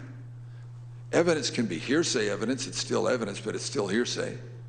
But strong judicial quality evidence, anything. What about the affidavits? That would say to me, looks like the hearing's getting going again, so we just saw that. We'll see what Fox has to say. Secretary of State of Georgia, who, by the way, just won re-election just recently, and actually, I should say, won the primary against a Trump-supported candidate down in Georgia, and is likely going to win re-election in November. But he, too, was pressured, obviously, in phone calls from the president that we will hear, I'm sure, and there are other officials as well. There was an all-out effort to put a full court press on these state officials to find votes, to decertify, and to insert another set of electors. And it was very detailed in the effort, and they're laying that out. The January 6th committee is in a very methodical way, with officials like Speaker Bowers, who again was a Trump supporter, an Arizona Republican, and is now being lambasted by threats and phone calls, as we just heard. I expect we're probably going to hear some emotional testimony from Gabe Sterling, as we saw so many times in the Georgia State House, how emotional he got in the wake of the election. Brett, please stand by. We want to bring in Martha McCallum now, who's the executive editor and anchor of the story. There was an interesting point there where Rusty Bowers talked about a conversation he had with Trump attorney John Eastman, who, of course, played a central role in all of this, where Bowers said to Eastman, I said, you're asking me to do something that's never been done in the history of the United States, and I'm going to put my state through that, citing a lack of evidence. He said, no, sir. And Eastman said, just do it. Let the courts sort it out. And then to this slate of electors that the president's aides were telling Bowers to come up with, Bowers referred to that as a, quote, tragic parody. So again, here you have somebody who's a big supporter of the president, wanted him to win re-election, but just had an idea that what he was being asked to do was so utterly and completely unconstitutional in terms of the state of Arizona and just plain wrong. Yeah, Rusty Bowers, and no doubt what we'll hear from the Secretary of State in Georgia, Brad Raffens-Burger, and also Gabe Sterling from Georgia, is that they were being pushed to do things without being given the evidence. And you hear him in the beginning stages of these conversations listening. You know, they're saying, well, we have thousands of people who voted who were not in this country legally. We have dead people who voted. And he said, okay, you know, give me the names, and then we can cross-check them. We can figure out if that actually happened, because that would give them...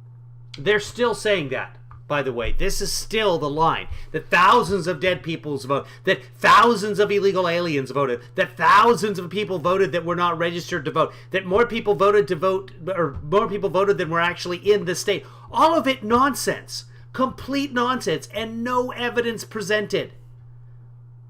Officials existed in all the key battleground states that he lost. But the former president had a particular obsession with Georgia. Here is the president on the afternoon of January 6th, after his own attorney general warned him that the claims you are about to hear are patently false. They should find those votes. They should absolutely find that. Just over 11,000 votes, that's all we need. They defrauded us out of a win in Georgia. And we're not going to forget it. Apparently they did forget it because Brian Kemp got renominated to be the governor. So the state of Georgia is where we will turn our attention to next. I want to emphasize that our investigation We'll broadcast for about another half hour here, folks. Into these issues is still ongoing.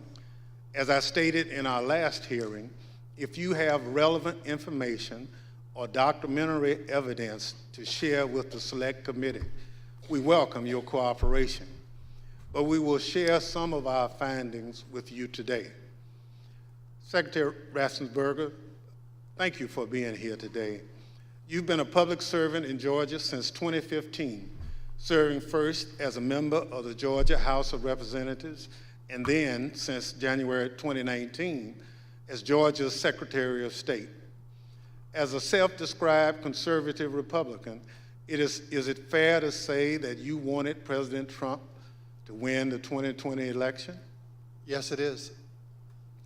Mr. Secretary, many witnesses have told the Select Committee that Election Day, November 3rd, 2020, was a largely uneventful day in their home states. In spite of the challenges of conducting an election during a pandemic, you wrote in the Washington Post that the election was, quote, successful. Tell us, what was your impression of how Election Day had proceeded in Georgia? On Election Day in November, our election went remarkably smooth.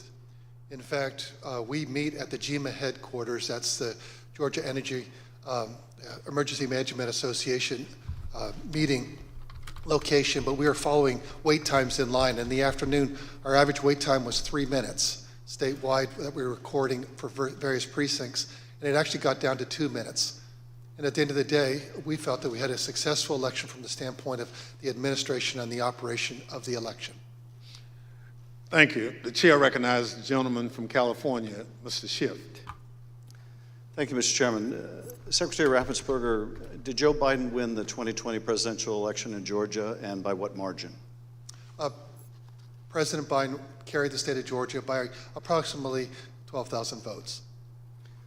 And Mr. Secretary, as I understand it, your office took several steps to ensure the accuracy of the vote count in Georgia. reviewing the vote count in at least 3 different ways. These steps included a machine recount, a forensic audit, and a full hand recount of every one of the 5 million ballots cast. Did these efforts, including a recount of literally every ballot cast in the state of Georgia, confirm the result? Yes, they did. We counted the ballots where the first tabulation would be scanned. Then when we did our 100% hand audit of the all 5 million ballots in the state of Georgia, all cast in place, all absentee ballots, they were all hand recounted, and they came remarkably close to the first count. And then upon the election being certified, President Trump, because he was within 0.5%, could ask for a recount. And then we recounted them again through the scanners, and we got remarkably the same count. 3 counts, all remarkably close, which showed that President Trump did come up short. Nevertheless, as you will see, the president and his allies began making numerous false allegations of voter fraud. False allegations that you and Mr. Sterling, among others, had to address. Mr. Sterling, thank you also for being here today. Following the 2020 election, in addition to your normal duties, I understand that you became a spokesperson to try to combat disinformation about the election and the danger it was creating for elections officials, among others. In a December 1 press conference, you addressed some of your remarks directly to President Trump. Let's take a look at what you said that day. Mr. President, it looks like you likely lost the state of Georgia. We're investigating. There's always a possibility. I get it. And you have the rights to go through the courts. What you don't have the ability to do, and you need to step up and say this, is stop inspiring people to commit potential acts of violence. Someone's going to get hurt. Someone's going to get shot. Someone's going to get killed. And it's not right. It's not right. Mr. Sterling, what prompted you to make these remarks? Mr. Schiff, we had a previously scheduled press conference that day, as we were in the habit of doing, trying to be as transparent as we could about the election and the counts going on. A little after lunch that day, lunchtime, I received a call from the project manager from Dominion Voting Systems, who was audibly shaken. She's not the kind of person I would assume would be that way. She has a master's from MIT, a graduate of the Naval Academy, and was very much on the ball and pretty unflappable. And she informed me about a young contractor they had who had been receiving threats from a video had been posted by some QAnon supporters. And at that point, we had been steeping in this kind of stuff. So it was around us all the time. So I didn't take note of it more than adding to the pile of other stuff we were having to deal with. And I did pull up Twitter, and I scrolled through it, and I saw the young man's name. There was a particular tweet that, for lack of a better word, was a straw that broke the camel's back. Had the young man's name. It was a very unique name. I believe it was a first-generation American. And it said, had his name, "You committed treason. May God have mercy on your soul," with a slowly twisting gif of a noose. Ugh. And for lack of a better word, I lost it. I just got irate. My boss was with me at the time, the Deputy Secretary, Jordan Fuchs, and she could tell that I was angry. I tend to turn red from here up when that happens, and that happened at that time. And she called Secretary Raffens-Burger to say, we're seeing these kind of threats, and Gabe thinks we need to say something about it. And Secretary said yes, and that's what prompted me to do what I did. I lost my temper, but it seemed necessary at the time because it was just getting worse. And I could not tell you why that particular one was the one that put me over the edge, but it did. Now, after you made this plea to the president, did Donald Trump urge his supporters to avoid the use of violence? Not to my knowledge. Now, as we know, the president was aware of your speech because he tweeted about it later that day. Let's take a look at what the president said. In the tweet, Donald Trump claims that there was, quote, massive voter fraud in Georgia. Mr. Sterling, that was just plain false, wasn't it? Yes, sir. Nevertheless, the very next day, on December 2nd, President Trump released a lengthy video again making false claims of election fraud in Georgia. Let's take a look at what he said this time. They found thousands and thousands of votes that were out of whack, all against me. In fact, the day after Donald Trump released that video, so now we're talking just 2 days after the emotional warning that you gave that someone's going to get killed, representatives of President Trump appeared in Georgia, including Rudy Giuliani, and launched a new conspiracy theory that would take on a life of its own and threaten the lives of several innocent election workers. This story falsely alleges that sometime during election night, election workers at the State Farm Arena in Atlanta, Georgia, kicked out poll observers. After the observers left, the story goes, these workers pulled so-called suitcases of ballots from under a table and ran those ballots through counting machines multiple times. Completely without evidence, President Trump and his allies claimed that these suitcases contained as many as 18,000 ballots, all for Joe Biden. None of this was true. But Rudy Giuliani appeared before the Georgia State Senate and played a surveillance video from State Farm Arena, falsely claiming that it showed this conspiracy taking place. Here's a sample of what Mr. Giuliani had to say during that hearing. And when you look at what you saw on the video, which to me was a smoking gun, powerful smoking gun, well, I don't have to be a genius to figure out what happened. And I don't have to be a genius to figure out that those votes are not legitimate votes. You don't put legitimate votes under a table. No. Wait until you throw the opposition out, and in the middle of the night, count them. We would have to be fools to think that. You do put legitimate votes under a table. Sometimes they're stored under a table, and then they're counted. That's fine. President Trump's campaign amplified Giuliani's false testimony in a tweet, pushing out the video footage. Giuliani likewise pushed out his testimony on social media. As you can see in this tweet, Mr. Giuliani wrote that it was, quote, now beyond doubt, unquote, that Fulton County Democrats had stolen the election. Later in this hearing, we'll hear directly from one of the election workers in this video about the effect these lies had on her and on her family. Mr. Sterling, did the investigators in your office review the entire surveillance tape from the State Farm Arena on election night? They actually reviewed approximately 48 hours going over the time period where action was taking place at the counting center at State Farm Arena. And what did the tape actually show? Depending on which time you want to start, because as was mentioned, this conspiracy theory took on a life of its own, where they conflated a water main break that wasn't a water main break and throwing observers out and a series of other things. What it actually showed was Fulton County election workers engaging in normal ballot processing. One of the things that was very frustrating was the so-called suitcases of ballots from under the table. If you watch the entirety of the video, you saw that these were election workers who were under the impression they were going to get to go home around 10:30. People are putting on their coats. They're putting ballots that are prepared to be scanned into ballot carriers that are then sealed with tamper-proof seals so that they're not messed with. It's an interesting thing because you watch there's 4 screens of the video, and as you're watching it, you can see the election monitors in the corner with the press as they're taking these ballot carriers and putting them under the table. You see it there.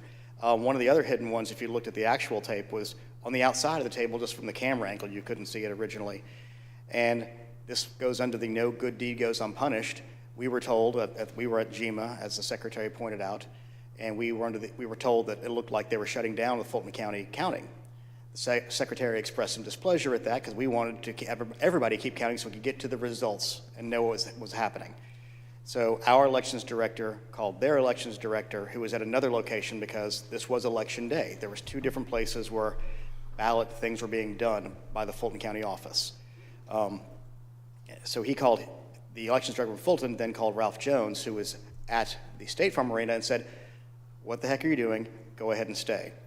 And as you watch the video itself, you see him take the phone call as people are putting things away and getting ready to leave.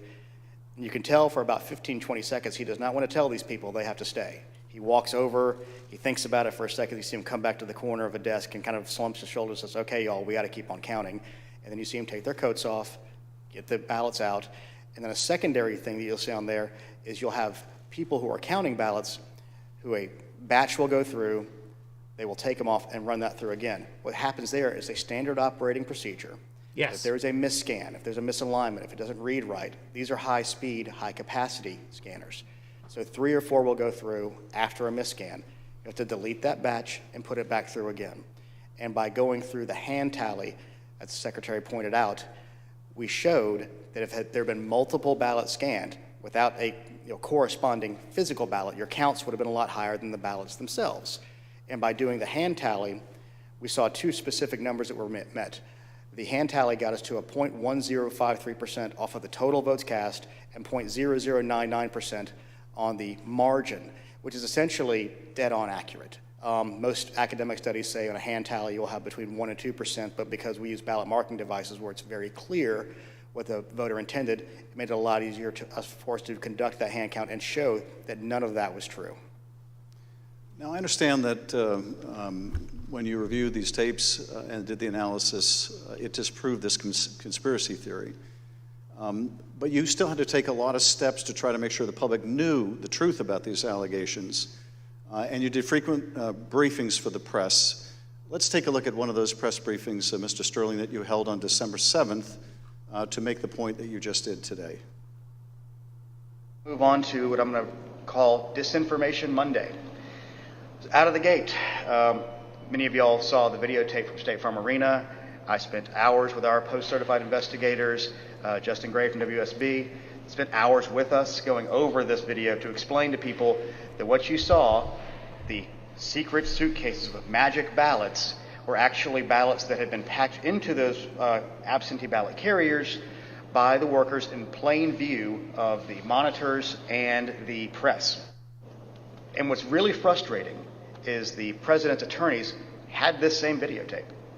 They saw the exact same things the rest of us could see, and they chose to mislead state senators and the public about what was on that video.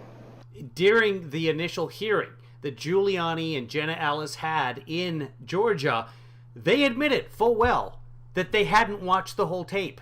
They had just received it. It was 14 hours of videotape. They hadn't watched it all. But they did watch the part where the suitcases, which weren't suitcases, they were just ballot boxes, were pulled out from under the table. They didn't bother going back and scanning through, as I did in real time watching the hearing. I was able to scan through those 14 hours and find where someone put something under the table. Oh, those are just ballot boxes.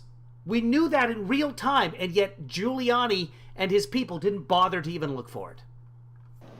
I'm quite sure that they will not characterize the video if they try to enter it into evidence, because that is the kind of thing that could lead to sanctions, because it's obviously untrue. They knew it was untrue, and they continue to do things like this.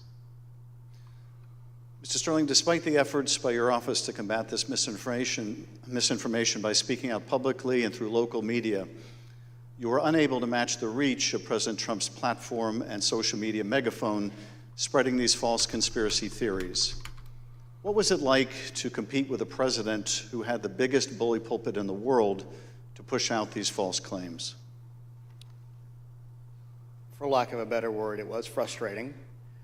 But oftentimes I felt our information was getting out, but that there was a reticence of people who needed to believe it because the President of the United States, whom many looked up to and respected, was telling them it wasn't true, despite the facts. And I characterized at one point it was kind of like a shovel trying to empty the ocean. And yes, it was frustrating. I even have family members who I had to argue with about some of these things, and I would show them things, and the problem you have is you're getting to people's hearts. I remember there's one specific, an attorney that we know that we showed and walked him through. This wasn't true. Okay, I get that. This wasn't true. Okay, I get that. This wasn't 5 or 6 things. But at the end, he goes, I just know in my heart they cheated. That's just, and so once you get past the heart, the fact. And that guy gets to be an attorney. Don't matter as much. And our job, from our point of view, is to get the facts out, do our job, tell the truth, follow the Constitution, follow the law. And by the way, right now we are in danger of people who operate like that. Rather than operating by the rules, operate with what their heart feels. We just know it. We just know that they're cheating somehow. Those people are going to be in charge of the elections in several states. The midterms are going to be a mess. 2024 is going to be even worse. So if you at all have the ability to vote in the midterms. Get out there. Get your friends out there. Get your family out there. Let's not go through this again. And defend the institutions and the institutions held. Let's take a look at what you were competing with. This is the former president speaking in Georgia on December 5th. Evidence of fraud is overwhelming, and again, I'm going to ask you to look up at that very, very powerful and very expensive screen. Hidden cases of possible ballots are rolled out from under a table. 4 people under a cloud of suspicion. So, if you just take the crime of what those Democrat workers were doing, and by the way, there was no water main break. You know, they said there was no water main break. That's 10 times. Right. Right. There was no water main break. And you guys kept saying that they were evacuated for some water main break. No. Times more than I need to win this state. He's fact-checking himself. 10 times more. It's 10 times, maybe more than that, but it's 10 times more. Maybe. Because we lost by a very close number. By the way, I'm saying that all of this election fraud stuff is nonsense. In case you're tuning in right now, YouTube, and you think I'm proliferating this. No, Donald Trump is saying that. I am not saying that. I disagree with that. We are fact-checking that right now in real time. This hearing last Monday, we heard from senior federal law enforcement officials, from the senior-most federal law enforcement official in Atlanta at the time, U.S. Attorney for the Northern District, B.J. Pack, as well as former Attorney General Bill Barr. They both testified that the allegations were thoroughly investigated and found to have no merit. Here is U.S. Attorney Pack. Particular to Attorney General Barr, I told him that we looked into it. We've done several things, including interviewing the witnesses. I listened to the tapes and reviewed the videotape myself, and that there was nothing there. Giuliani was wrong in representing that this was a suitcase full of ballots.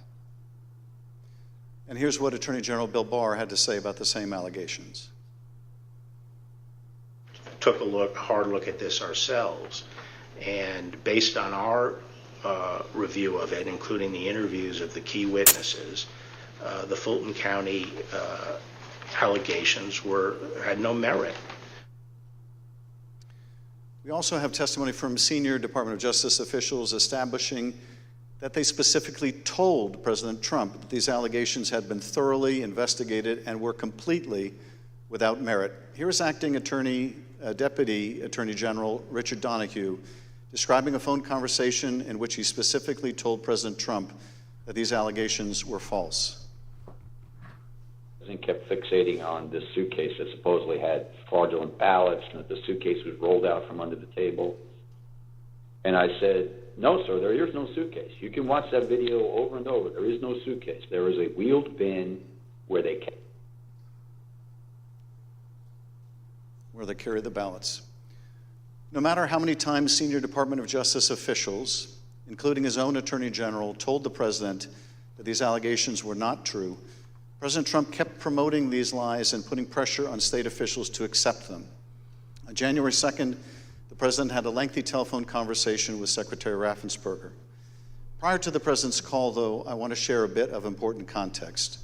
First, the White House, including the former president's chief of staff, Mark Meadows, repeatedly called or texted the secretary's office some 18 times in order to set up this call. They were quite persistent. Second, Chief of Staff Mark Meadows took the extraordinary step of showing up at a signature audit site in Georgia, where he met with Secretary Raffens-Burger's chief investigator, Francis Watson, who was supervising that audit process. Behind me is a photograph from that visit. Third, the day after Meadows' Georgia visit, he set up a call between President Trump and Francis Watson.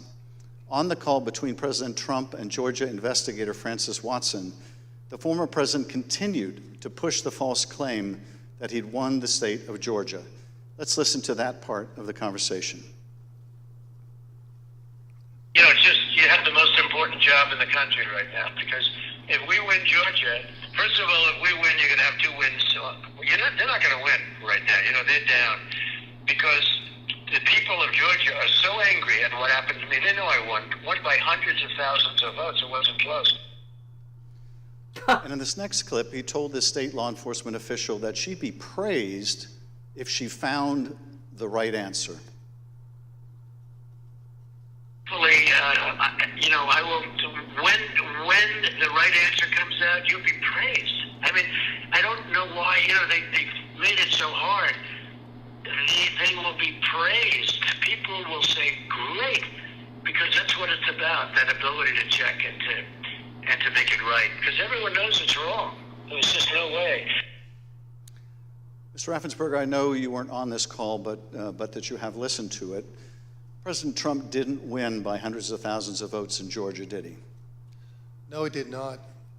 I've been traveling through the state of Georgia for a year now, and simply put, in a nutshell, what happened in fall of 2020 is that 28,000 Georgians skipped the presidential race, and yet they voted down ballot in other races. And the Republican congressman ended up getting 33,000 more votes than President Trump, and that's why President Trump came up short. Thank you, Mr. Secretary. The president on this call doesn't stop here. Let's listen to another part of the conversation between President Trump and Ms. Watson. Anyway, but whatever you can do, Francis, it would be, it's a great thing. It's an important thing for the country. So important. You have no idea it's so important. Well, and I very much appreciate it. Whatever you can do, Francis. This is the President of the United States calling an investigator looking into the election in which he is a candidate and asking her to do whatever you can do. Mr. Secretary, he placed this call to your chief investigator on September 23rd, 2020. The Select Committee has received text messages indicating that Mark Meadows wanted to send some of the investigators in her office, in the words of one White House aide, a shitload of POTUS stuff, including coins, actual autographed MAGA hats, etc. White House staff intervened to make sure that didn't happen. It was clear at the time of this call that the former president had his sights set on January 6th. Listen to this portion when he told Francis Watson about a very important date. Do you think they'll be working after Christmas to keep it going fast? Because, we have that date of this, which is a very important date. That important date, of course, was the joint session of Congress, where Georgia's electoral votes would be counted for Joe Biden. A little over a week after this call to Francis Watson, the president was finally able to speak with you, Secretary Raffens-Burger. Bear in mind, as we discuss this call today, that by this point in time, early January, the election in Georgia had already been certified. But perhaps more important, the President of the United States had already been told repeatedly by his own top Justice Department officials that the claims he was about to make to you about massive fraud in Georgia were completely false. Mr. Secretary, the call between you and the President lasted 67 minutes, over an hour. We obviously can't listen to the entire recording here today, although it is available on the Select Committee's website. But we'll listen to selected excerpts of it now so that we can get your insights.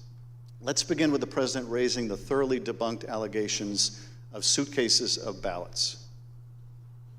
In an official voter box, they were in what looked to be suitcases or trunks, suitcases, but they weren't in voter boxes.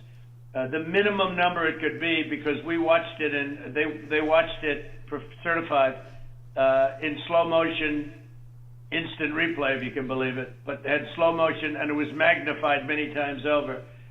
And the minimum it was 18,000 ballots, all for Biden. These are the allegations that the Department of Justice, the Attorney General, the Georgia Bureau of Investigation, and your office had all said were false. Is that right? Correct. And even more importantly, when B.J. Pack resigned as U.S. Attorney of the Northern District, President Trump appointed as acting U.S. Attorney of the Northern District Bobby Christine. And Bobby Christine looked at that, and he was quoted in the AJC that he found nothing. And he dismissed that case early also. Thank you, Mr. Secretary. The President references suitcases or trunks. Mr. Sterling, were the objects seen in these videos suitcases or trunks, or were they just the ordinary containers that are used by election workers? They're standard ballot carriers that allow for seals to be put on them so they're tamper-proof. And finally, the President claims that there was a minimum of 18,000 ballots somehow smuggled in all for Biden. I take it, gentlemen, that was also categorically false? There's no physical way he can know who those ballots were for, but secondarily, Fulton County for years has been an issue in our state when it comes to elections. So they had a very difficult time during the primary, in large part because of COVID. So we had put them under a consent decree the secretary got negotiated, where we had a monitor on site. And his name is Carter Jones, and he took a notation. He had gone from State Farm to the English Street warehouse to look at election day activities, but before he left the State Farm arena, he noted how many ballots had been counted on each one of the machines. And when he came back after we found out they were working again, he took note again when they closed. And I believe the final number was something around 8,900 total ballots were scanned from the time he left to the time about 12:30 or 1 o'clock in the morning. So way below 18,000. Let's play the next clip. I heard it was close. I said, there's no way. But they dropped a lot of votes in there late at night. You know that, Brad. Mr. Secretary, did somebody drop a lot of votes there late at night? No. I believe that the president was referring to some of the counties when they would upload, but the ballots had all been accepted and had to be accepted by state law by 7 p.m. So there were no additional ballots accepted after 7 p.m. Let's play the next clip in which the president makes claims about so-called dead voters. The other thing, dead people. So dead people voted, and I think the number is in the close to 5,000 people. And they went to obituaries, they went to all sorts of methods to come up with an accurate number, and a minimum is close to about 5,000 voters. Mr. Secretary, did your office investigate whether those allegations were accurate? Did 5,000 dead people in Georgia vote? No, it's not accurate. And actually, in their lawsuits, they allege 10,315 dead people. We found 2 dead people when I wrote my letter to Congress that stated January 6th. And subsequent to that, we found 2 more. That's 1, 2, 3, 4 people, not 4,000, but just a total of 4, not 10,000, not 5,000. Let's play the next clip. And there's nothing wrong with saying that, that you've recalculated, because the 2,236 and absentee ballots, I mean, they're all exact numbers that were done by accounting firms, law firms, etc. No. And even if you cut them in half, and cut them in half again, it's more votes than we need. No. Mr. Secretary, is there any way that you could have lawfully changed the result in the state of Georgia and somehow explained it away as a recalculation? No, the numbers are the numbers. The numbers don't lie. We had many allegations, and we investigated every single one of them. In fact, I challenged my team, did we miss anything? They said that there was over 66,000 underage voters. We found that there's actually 0. You can register to vote in Georgia. When you're 17 and a half, you have to be 18 by election day. We checked that out, every single voter. They said that there was 2,423 non-registered voters. There were 0. They said that there was 2,056 felons. We identified less than 74 or less that were actually still in felony sentence. Every single allegation we checked, we ran down the rabbit trail to make sure that our numbers were accurate. So there's no way you could have recalculated it except by fudging the numbers? The numbers were the numbers, and we could not recalculate because we had made sure that we had checked every single allegation. And we had many investigations. We had nearly 300 from the 2020 election. Mr. Secretary, you tried to push back when the president made these unsupported claims, whether they were about suitcases of ballots or that Biden votes were counted 3 times. Let's play the next clip. President, they did not put that. We did an audit of that, and we proved conclusively that they were not scanned 3 times. Yeah, Mr. President, we'll send you the link from WSB that does. I don't care about a link. I don't need it. I have a much better link. I have a much better link. You told the president you would send him a link from WSB, which I understand is a local television station that had a unedited video from the State Farm Arena. But the president wasn't interested in that. He said he had a much better link. Mr. Secretary, at the time that you were on the call with the president, as we have shown, both the FBI and the Georgia Bureau of Investigation have proven these claims to be nonsense. and you told him about these investigations on the phone. Let's listen to what President Trump had to say about this. One more minute, and then we're going to take a break, and I'm going to go eat lunch with my friend Rodney, who's visiting just for today from Seattle, and then I'll come back and finish things up. State and federal law enforcement officers who investigated these false claims. There's no way they could find. Then they're incompetent. They're either dishonest or find? incompetent. Okay, there's only two answers: dishonesty or incompetence. There's just no way. Look, there's no way. But the president didn't stop at insinuating that law enforcement officers were either dishonest or incompetent. He went on to suggest that you could be subject to criminal liability for your role in the matter. Before I play that portion of the conversation, I'd like to show you something that the president retweeted a couple weeks before your call with him. Here's the president retweeting a post from one of his allies, a lawyer who was later sanctioned by a judge in Michigan for making false claims of election fraud. Let's take a look at that tweet. The tweet read, quote, "President Trump, @real Donald Trump, is a genuinely good man. He does not really like to fire people.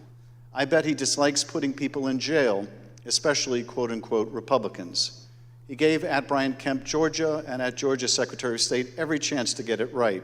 They refused. They will soon be going to jail."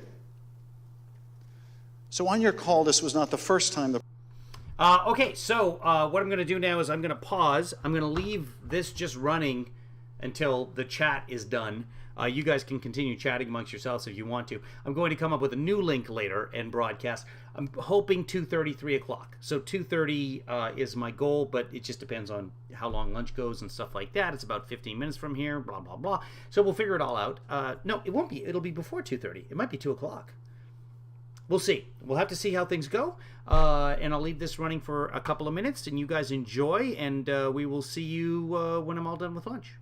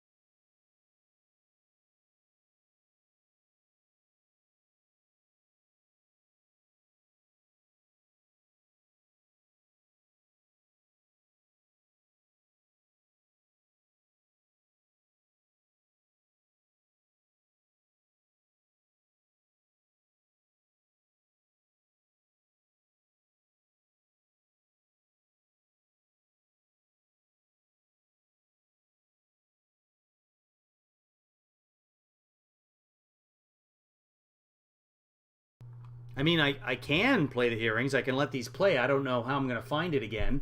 11:58. So yeah, at 11:58, I'll come back and find us 11:58. You guys can watch it. Then you don't have to watch later or whatever you want to do. I'll just let it play. The president was suggesting you might be criminally liable. With that, let's listen to this portion of the call. I think you're going to find that they are shredding ballots because they have to get rid of the ballots because the ballots are unsigned. The ballots are corrupt. And they're brand new and they don't have seals and there's a whole thing with the ballots, but the ballots are corrupt. And you're going to find that they are, which is totally illegal. It's more illegal for you than it is for them because you know what they did and you're not reporting it. That's a criminal offense. And you can't let that happen. That's a big risk to you and to Ryan, your lawyer. That's a big risk.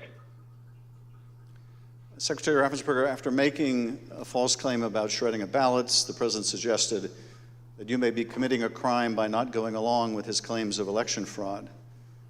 And after suggesting that you might have criminal exposure, President Trump makes his most explicit ask of the call. Let's play a part of that conversation.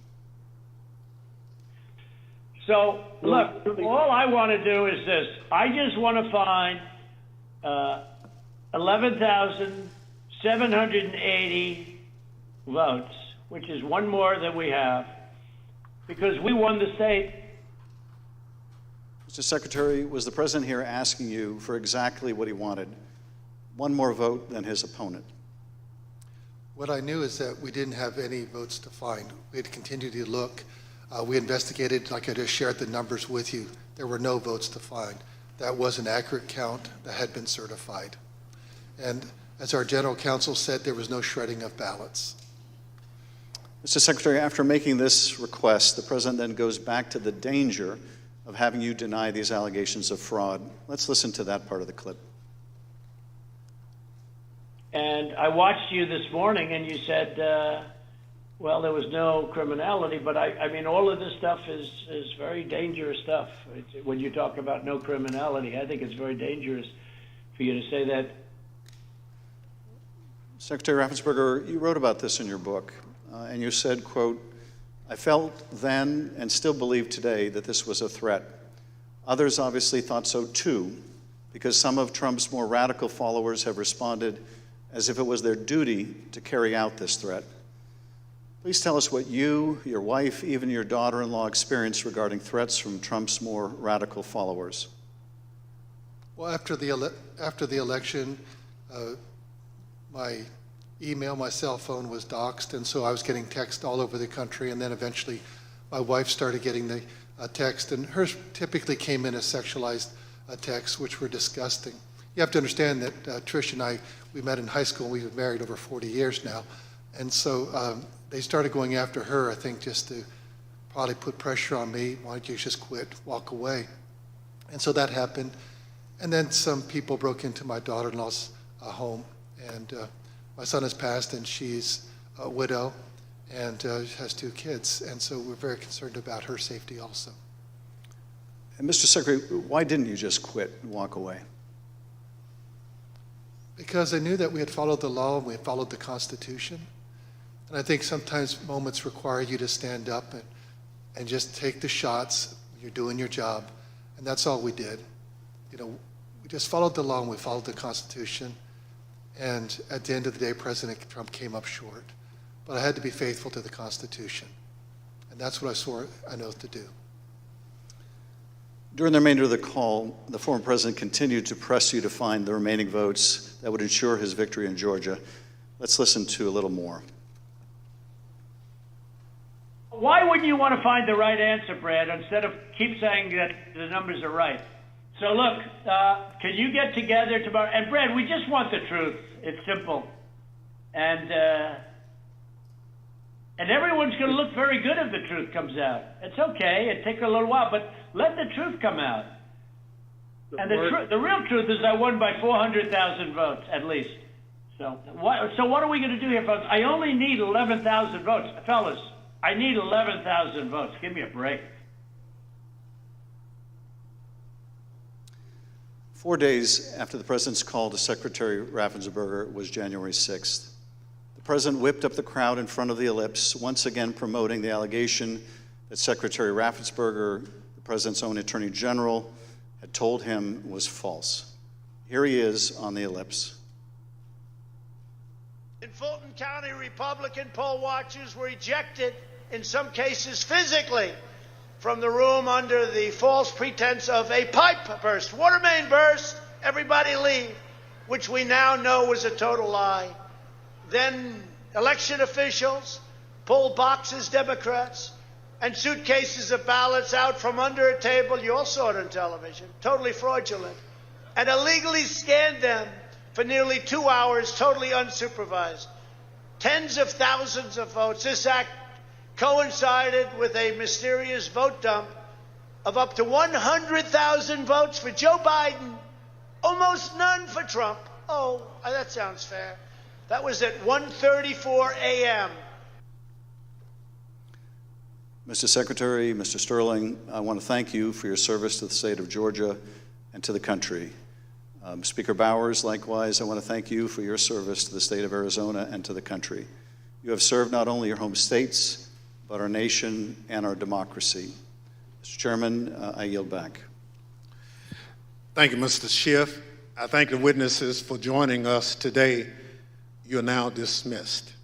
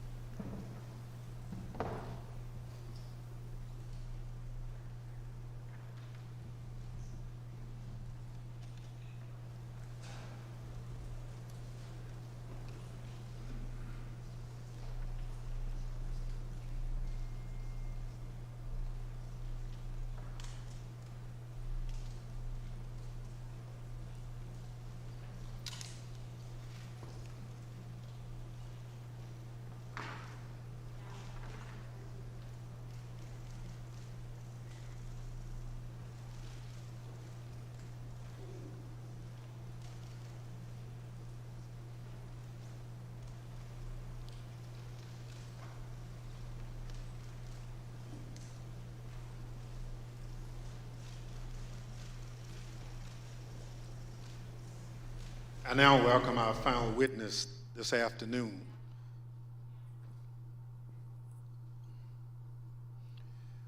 Andrea Shaye Moss. Ms. Moss worked in the Department of Registration and Elections in Fulton County, Georgia, from 2017 until 2022. In that job, Ms. Moss handled voter applications and absentee ballot requests and also helped to process the vote count for several elections. In December 2020, Ms. Moss and her mother, Ms. Ruby Freeman, became the target of nasty lies spread by President Trump and his allies as they sought to overturn the election results in Georgia. Ms. Moss and her mother, Ms. Freeman, are two of the unsung heroes in this country, doing the hard work of keeping our democracy functioning for every American. Ms. Moss, welcome. Thank you for your service, and I thank you for being here today. I will now swear you in. Please stand.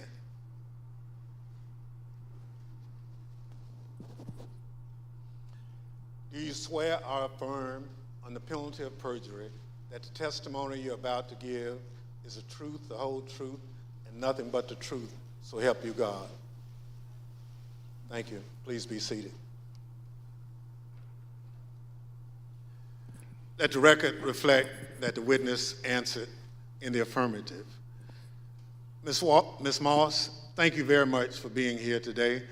I understand that you are here along with your mother today.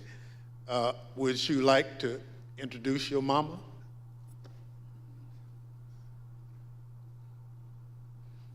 Hi, Mom.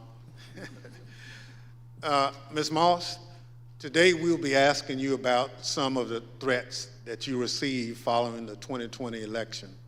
Since you've been an election worker for over 10 years, I want to ask you, in your decade of service, had you ever experienced threats like these before?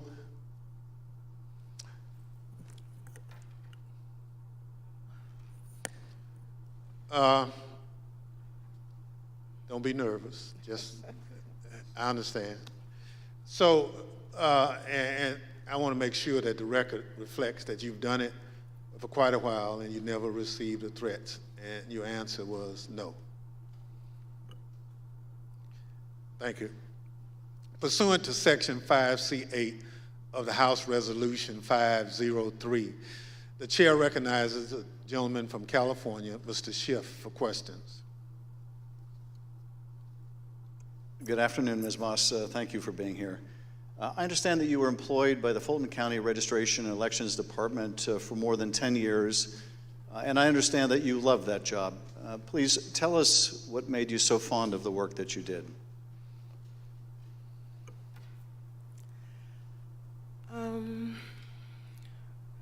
Well, I've always been told by my grandmother how important it is to vote, and how people before me, a lot of people, older people in my family, did not have that right.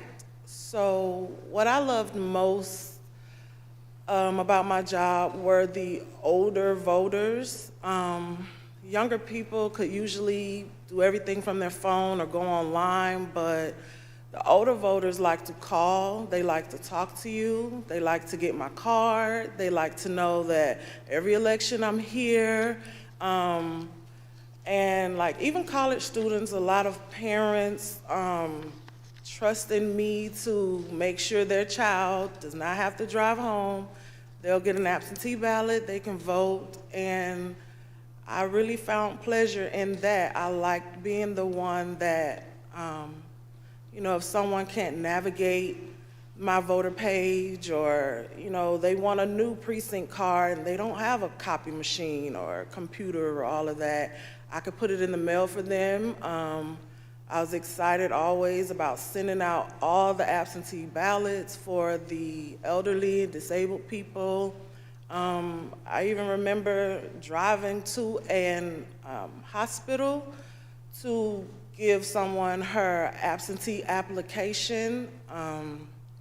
That's what I love the most. So you really enjoyed helping people vote and participate, and that was something, the right to vote, that your grandmother taught you was precious. Yes. Well, I know the events that we're here to talk about today are incredibly difficult to relive. Your proud service as an election worker took a dramatic turn on the day that Rudy Giuliani publicized a video of you and your mother counting ballots on election night.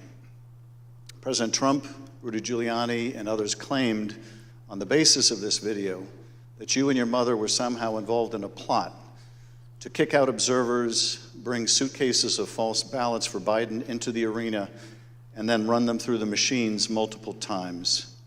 None of that was true, was it? None of it. I'd like to show you some of the statements that Rudy Giuliani made in a second hearing before the Georgia state legislators, a week after that video clip from State Farm Arena was first circulated by Mr. Giuliani and President Trump.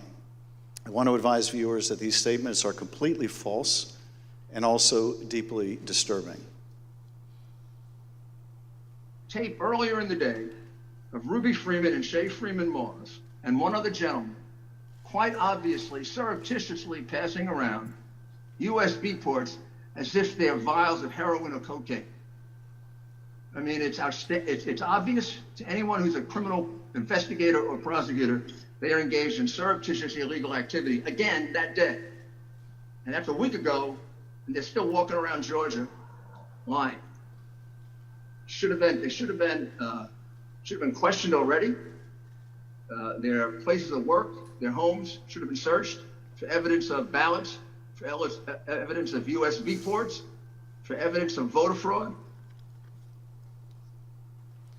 That video was from Rudy Giuliani's appearance at a Georgia State Senate hearing on December 10.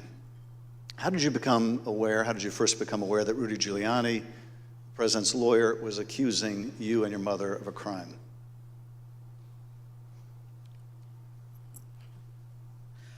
I was at work, like always, and the former chief, Mr. Jones, asked me to come to his office. And when I went to his office, the former director, Mr. Barron, was in there, and they showed me a video on their computer.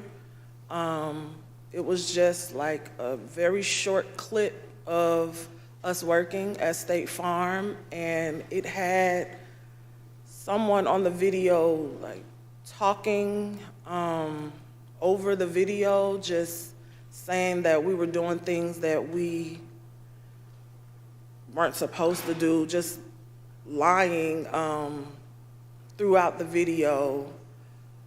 And that's when I first found out about it.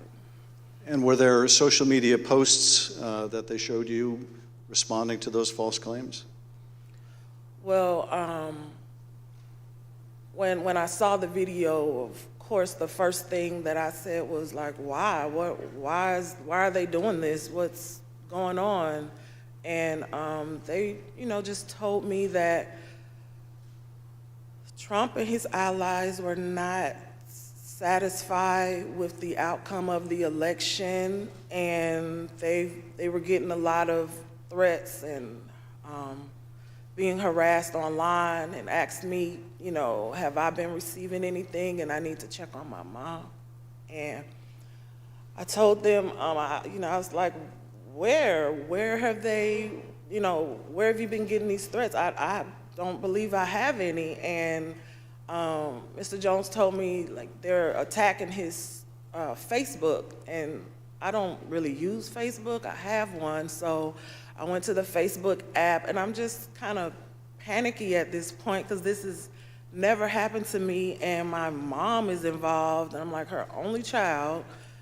So I'm just asking him, like, well, where are the messages? All I see is the feeds. Like, how do you get to the messages? And he said, it's another icon on your phone that says Messenger. And I went to that icon, and it was just a lot of horrible things there. And those horrible things, did they include threats? Yes, a lot of threats, wishing death upon me, telling me that, you know, I'll be in jail with my mother, and saying things like, be glad it's 2020 and not 1920. That's, yeah. Were a lot of these threats and vile comments racist in nature? A lot of them were racist. A lot of them were just hateful. But yes, sir. In one of the videos we just watched, Mr. Giuliani accused you and your mother of passing some sort of USB drive to each other. What was your mom actually handing you on that video? A ginger mint. It wasn't just Rudy Giuliani. We heard President Trump make these false allegations repeatedly during his call with Secretary Raffens-Burger. Let's listen to a portion of what he had to say about you and your mother. We had at least 18,000, that's on tape. We had them counted very painstakingly. 18,000 voters having to do with Ruby Freeman. She's a vote scammer, a professional vote scammer and hustler. Donald Trump attacked you and your mother using her name 18 times on that call. 18 times. Ms. Moss, can you describe what you experienced listening to former President Trump attack you and your mother in a call with the Georgia Secretary of State? I felt horrible. I felt like it was all my fault. Like, if I would have never decided to be an elections worker, like, I could have done anything else, but that's what I decided to do. And now people are lying and spreading rumors and lies and attacking my mom. I'm her only child. Going to my grandmother's house. I'm her only grandchild. And my kid. It's just, I felt so bad. I just felt bad for my mom, and I felt horrible for picking this job and being the one that always wants to help and always there. And never missing not one election. I just felt like it was my fault for putting my family in this situation. Well, it wasn't your fault. Your mother was kind enough to come speak with us earlier. Let's listen to her story in her words. My name is Ruby Freeman. I've always believed that when God says that he'll make your name great, but this is not the way it was supposed to be. I could have never imagined the events that followed the presidential election 2020. For my entire professional life, I was Lady Ruby. My community in Georgia, where I was born and lived my whole life, knew me as Lady Ruby. I built my own business around that name, La Ruby's Unique Treasures, a pop-up shop catering to ladies with unique fashions. I wore a shirt that proudly proclaimed that I was, and I am, Lady Ruby. Actually, I had that shirt on. I had that shirt in every color. I wore that shirt on Election Day 2020. I haven't worn it since, and I'll never wear it again. Now I won't even introduce myself by my name anymore. I get nervous when I bump into someone I know in the grocery store who says my name. I'm worried about who's listening. I get nervous when I have to give my name for food orders. I'm always concerned of who's around me. I've lost my name, and I've lost my reputation. I've lost my sense of security, all because a group of people, starting with number 45 and his ally, Rudy Giuliani, decided to scapegoat me and my daughter, Shaye, to push their own lies about how the presidential election was stolen. Ms. Moss, how has this experience of being targeted by the former president and his allies affected your life? It's turned my life upside down. I no longer give out my business card. I don't transfer calls. I don't want anyone knowing my name. I don't want to go anywhere with my mom because she might yell my name out over the grocery aisle or something. I don't go to the grocery store at all. I haven't been anywhere at all. I've gained about 60 pounds. I just don't do nothing anymore. I don't want to go anywhere. I second guess everything that I do. It's affecting my life in a major way, in every way, all because of lies. For me doing my job, same thing I've been doing forever.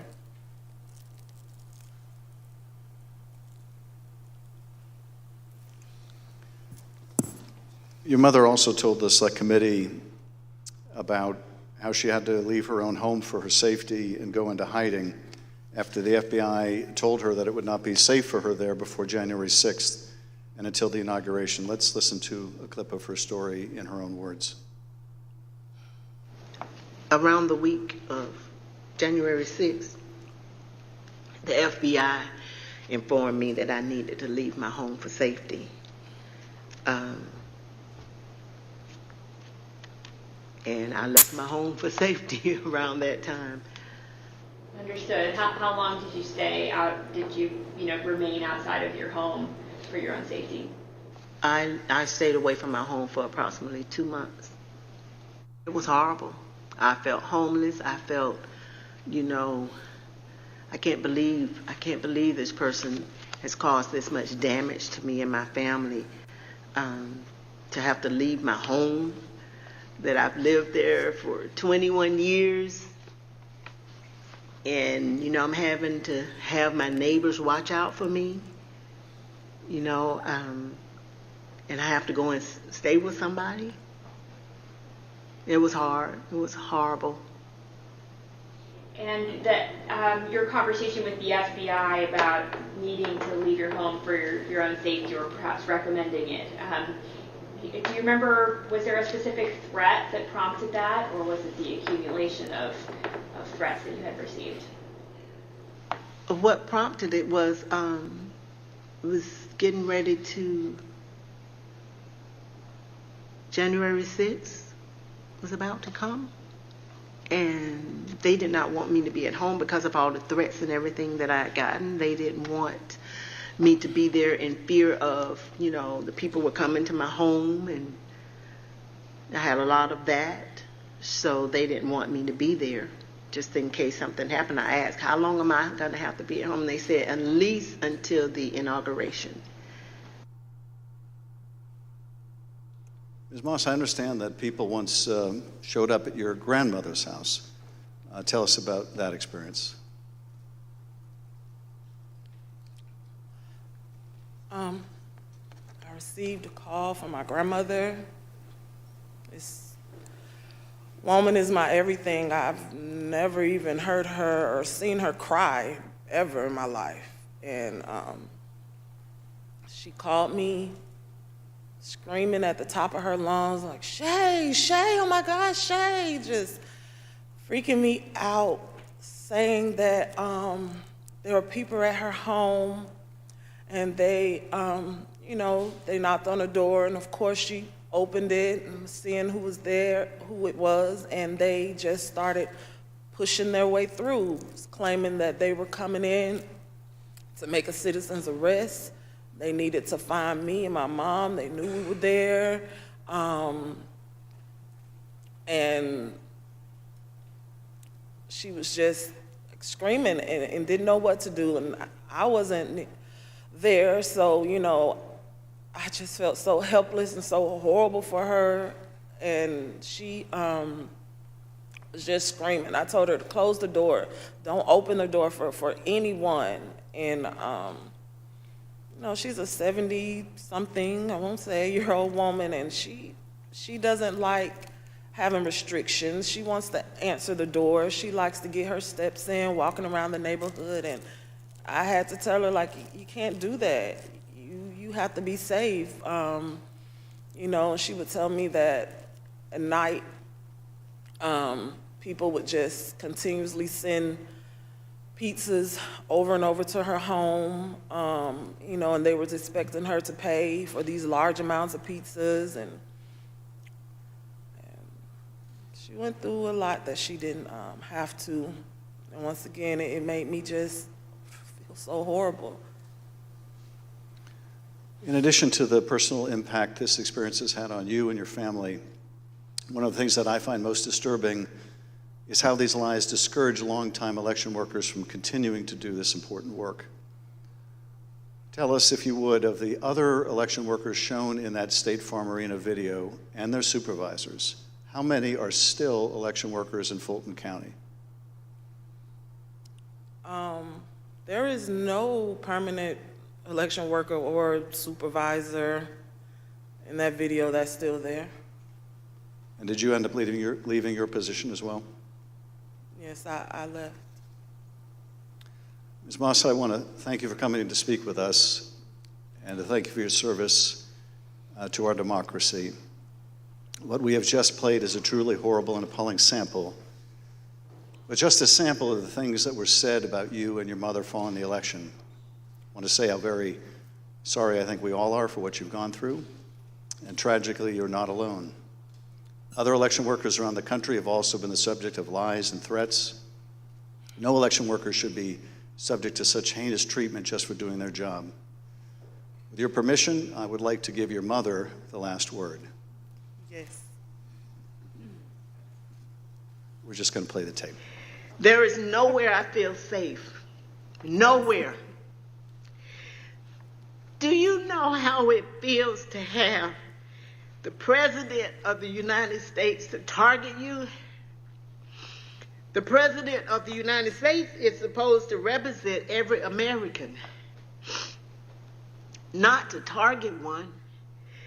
But he targeted me, Lady Ruby, a small business owner, a mother, a proud American citizen who stand up to help Fulton County run an election in the middle of the pandemic. Thank you, Ms. Moss. Thank you, Ms. Freeman, or as America now knows her, Lady Ruby, for your service to Fulton County, Georgia, our country, and our democracy. Mr. Chairman, I yield back. Thank you, Mr. Schiff. Ms. Moss? Yes, sir. I want to thank you for sharing with us the very troubling story of what you and your mother experienced. The harassment of election workers like you simply for doing your duty as public servants poses a threat to our democratic process. Your testimony is an important contribution to the work of our committee and serves as a reminder to all of us that the safety of local election officials is vital to ensuring that our elections are always free and fair. I want to thank our witness for joining us today. The members of the Select Committee may have additional questions for today's witness, and we ask that you respond expeditiously in writing to those questions. Without objection, members will be permitted 10 business days to submit statements for the record, including opening remarks and additional questions for the witness. Without objection, the chair recognizes the gentleman from California, Mr. Schiff, for a closing statement. For more than 200 years, our democracy has been distinguished by the peaceful transfer of power. When an American raises their right hand and takes the presidential oath of office, they are transformed from an ordinary citizen into the most powerful person in the world, the president. This is an awesome power to acquire. It is even more awesome when it is handed on peacefully. When George Washington relinquished the office of the presidency, it set a precedent that served as a beacon for other nations struggling against tyranny. When Ronald Reagan described it as a kind of miracle in the eyes of the world, he was exactly right. Other countries use violence to seize and hold power, but not in the United States. not in America. When Donald Trump used the power of the presidency to try to stay in office after losing the election to Joe Biden, he broke that sacred and centuries-old covenant. Whether his actions were criminal will ultimately be for others to decide. But what he did was, without a doubt, unconstitutional. It was unpatriotic, and it was fundamentally un-American. And when he used the power of his presidency to put the enormous pressure on state, local, and local elections officials and his own vice president, it became downright dangerous. On January 6th, that pressure became deadly. Ruby Freeman said the president is supposed to protect every American, not target them. And she is right. If the most powerful person in the world can bring the full weight of the presidency down on an ordinary citizen who is merely doing her job with a lie as big and heavy as a mountain, who among us is safe? None of us is. None of us.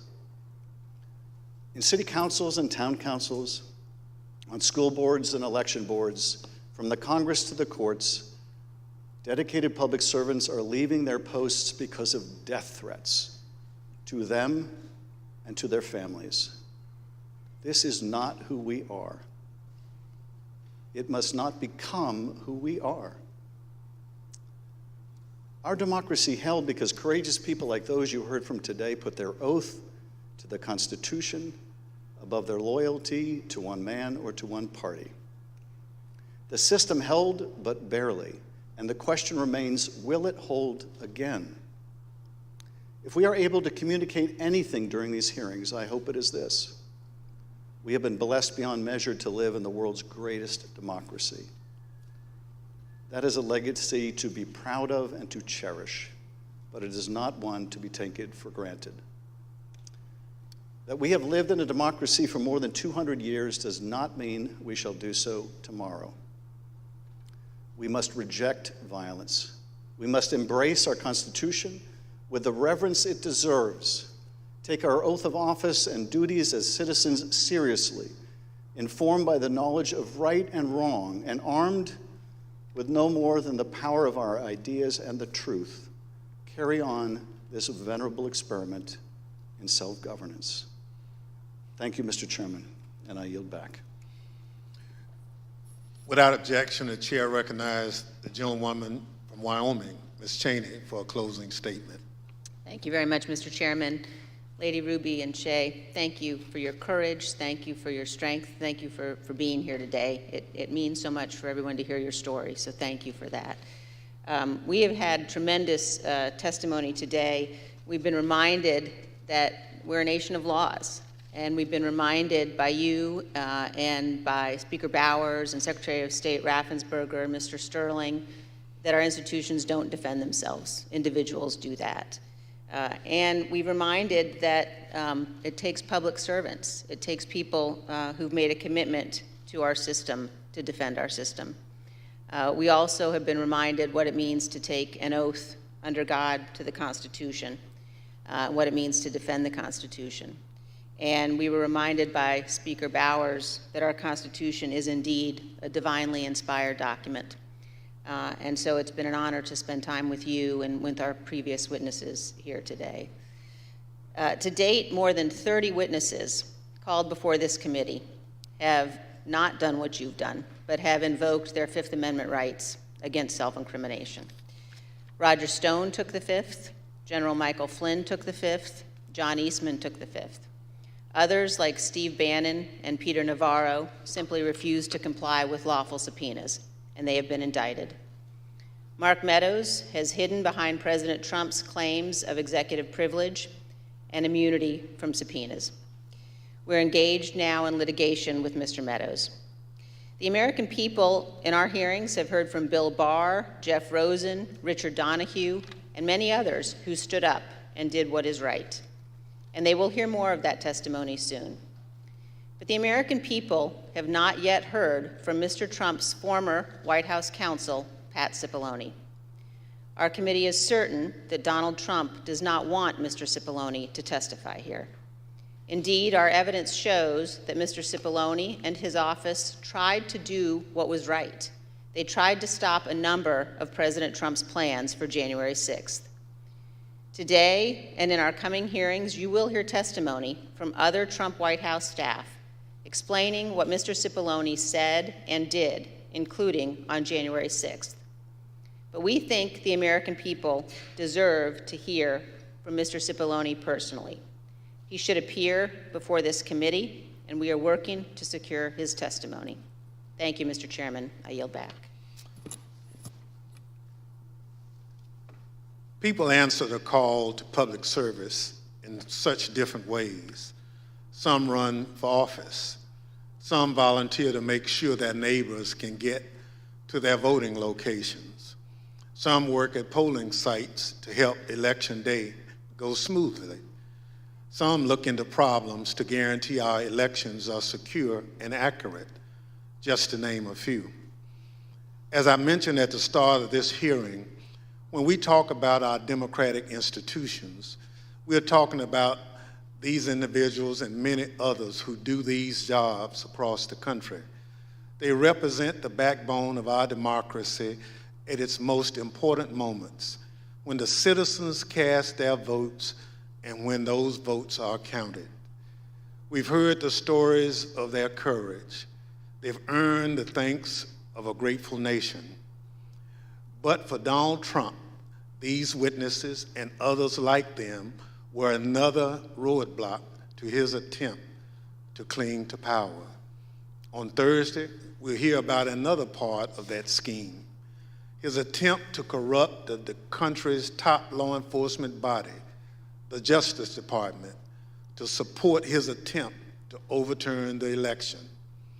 Just as we heard today that Donald Trump was deeply involved in a scheme to pressure state officials to overturn the election results, we will hear on Thursday that Donald Trump was also the driving force behind the effort to corrupt the Justice Department. Listen to this clip from the former acting Attorney General, Richard Donahue. The president said, suppose I do this, suppose I replace him, Jeff Rosen, with him, Jeff Clark. What do you do? And I said, sir, I would resign immediately. There is no way I'm serving 1 minute under this guy, Jeff Clark.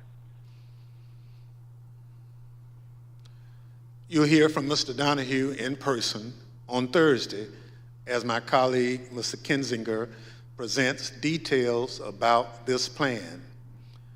The chair requests those in the hearing room remain seated until the Capitol Police have escorted members from the room.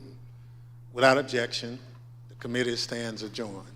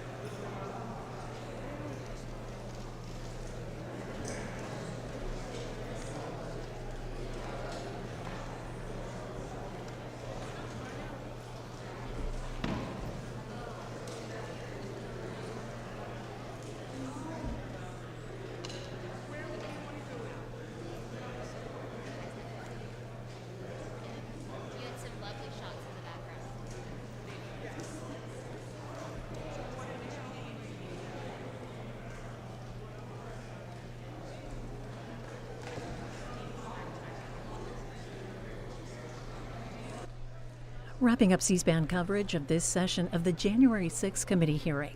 The next hearing is Thursday, scheduled to begin at 3 p.m. Eastern Time. We'll have live coverage here on C-SPAN 3. If you missed any of the hearing today, we'll show it again in its entirety tonight at 9 p.m. Eastern on C-SPAN. You can also find today's hearing and our coverage of the attack on the U.S. Capitol at cspan.org/January6. It's our webpage dedicated to the hearings, background programs, and Washington Journal segments related to January 6th. Again, that's cspan.org/January6. You can also follow the hearing on the go with C-SPAN Now. That's our free video app. Congressional hearings, sessions, speeches, campaign events, and more available to watch on the go with C-SPAN Now. Find it wherever you get your apps. Today's January 6th committee hearing and all C-SPAN programming is brought to you as a public service by the cable industry and these television companies, including Comcast, Charter Communications, and Mediacom. C-SPAN is your unfiltered view of government. We're funded by these television companies and more, including Cox. Homework can be hard, but squatting in a diner for internet work is even harder. That's why we're providing lower-income students access to affordable internet, so homework can just be homework. Cox Connect to compete. Cox, along with these other television providers, giving you a front row seat to democracy.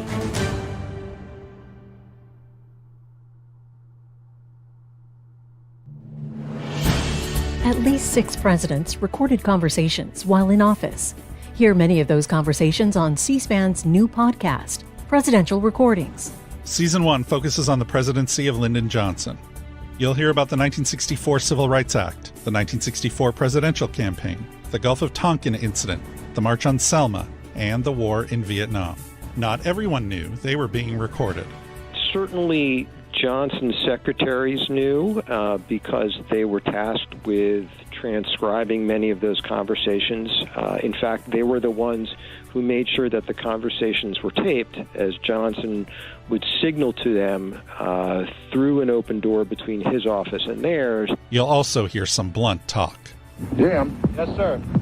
I want a report of the number of people that signed to Kennedy the day he died, the number signed to me now, and if mine are not less, I want them less right quick.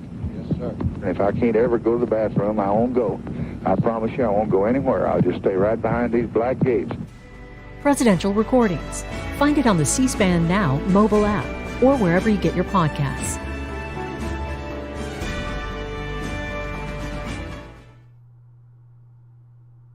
C-SPAN has unfiltered coverage of the U.S. response to Russia's invasion of Ukraine, bringing you the latest from the President and other White House officials, the Pentagon, and the State Department, as well as Congress. We also have international perspectives from the United Nations and statements from foreign leaders, all on the C-SPAN networks, the C-SPAN Now free mobile app, and cspan.org/Ukraine, our web resource page where you can watch the latest videos on demand and follow tweets from journalists on the ground. Go to cspan.org/Ukraine.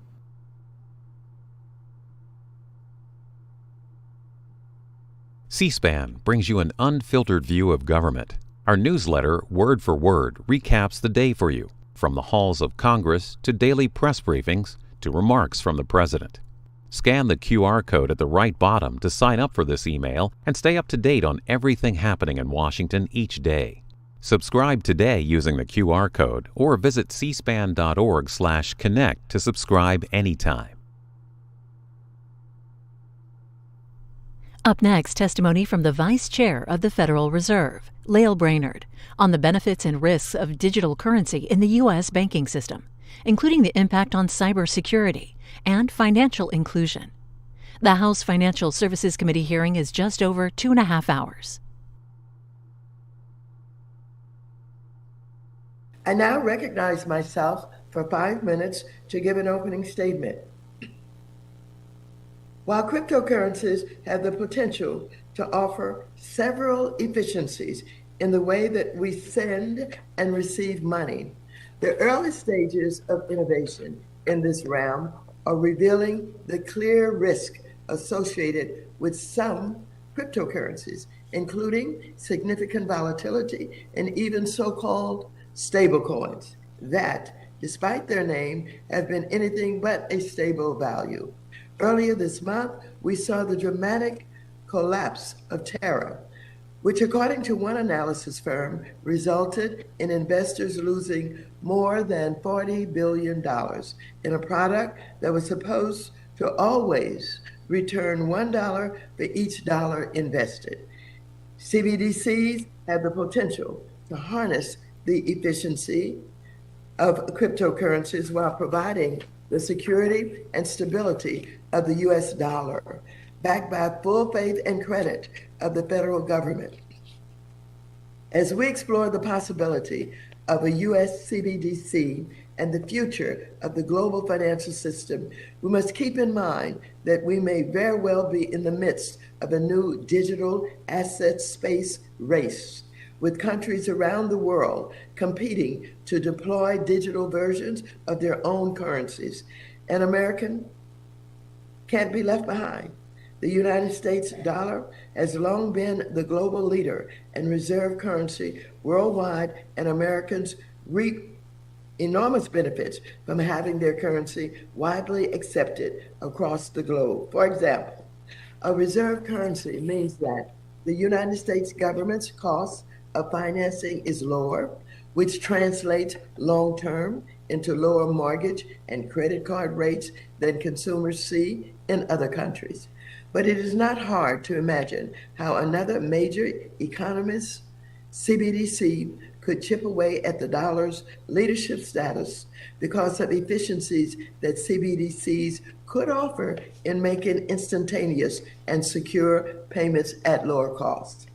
According to estimates, over 90 nations representing 90% of the global GDP are researching, piloting, or developing CBDCs, including China, which rolled out its CBDC at the Winter Olympic Games in Beijing. As the U.S. explores the potential for our own CBDC, I believe the design of this digital dollar should balance the need for privacy protections while retaining mechanisms to prevent money laundering and other illicit uses. I also strongly believe that a U.S. CBDC should be designed to promote financial inclusion. These are values that I believe the Democrats and Republicans share, but values that other countries like China in this digital assets race space share. This is why it is critical for the U.S. to stay competitive in this field to ensure that our values prevail as the way that the global financial system evolves. First, let me extend my congratulations to Dr. Lael Brainerd on her confirmation as the Vice Chair of the Board of Governors of the Federal Reserve System. I'm so happy you have joined us in this new capacity to discuss the potential of central bank digital currencies, or CBDCs, as part of the future of our financial and monetary system. Today, we continue the committee's bipartisan series of hearings on digital assets.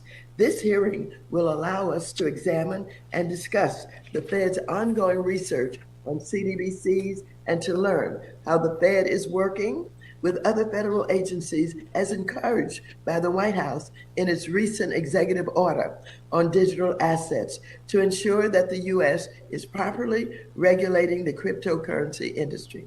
While cryptocurrencies have the potential to offer several efficiencies in the way that we send and receive money, the early stages of innovation in this realm are revealing the clear risk associated with some cryptocurrencies, including significant volatility and even so-called stablecoins that, despite, again, as I repeat, their name, have been anything but a stable value. Earlier this month, we saw again the dramatic collapse of Terra, which, according to one analysis firm, resulted in investors losing more than $40 billion in a product that was supposed to always return $1 for each dollar invested. And so I'm repeating all of this because I want it to be clear. And now I will recognize the ranking member of the committee, the gentleman from North Carolina, Mr. McHenry, for 5 minutes. Well, thank you, Madam Chair. And Vice Chair Brainerd, thank you for being here today as we seek to understand what problems a Fed-issued digital currency would solve. Despite this being our third hearing focused on CBDCs and the Fed issuing its report, we still have many unanswered questions. But we knew that would happen. We all have to get a better understanding of the consequences of a central bank digital currency and understand the technical aspects as well.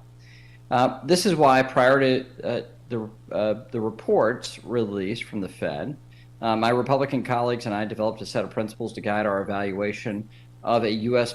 central bank digital currency, a U.S. central bank digital currency, or CBDC. For more than a year, we've been exploring the potential impact of a CBDC on monetary policy. We've been trying to understand the impact of the Fed's dual mandate and the implications for our banking system. Most importantly, we've been reviewing the Federal Reserve's current authority, if any, to issue a digital currency. Our principles provided a coherent framework to evaluate the Fed's report. In its report, the Fed listed a number of potential benefits of a CBDC, most of which, in my view, could be realized through private sector alternatives. There seems to be a disconnect about how innovation truly happens, which is outside the walls of government bureaucracies. We also don't know the impact of a digital currency on the Fed's ability to effectively perform its monetary and regulatory functions. And we're trying to explore that and understand it better.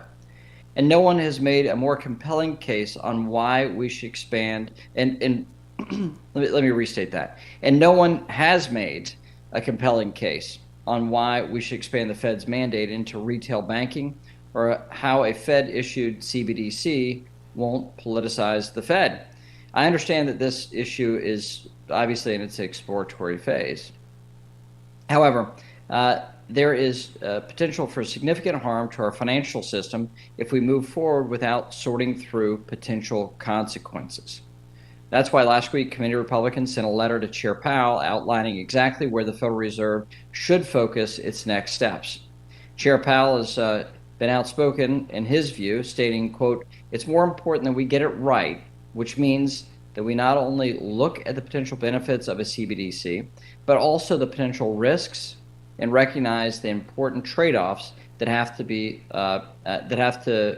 thought through carefully. And I strongly agree with Chair Powell's assessment.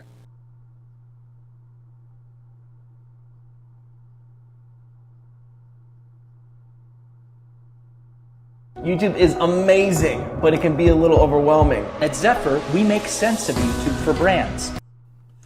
Dr. Fauci, the government recommends everybody take a booster over age 5.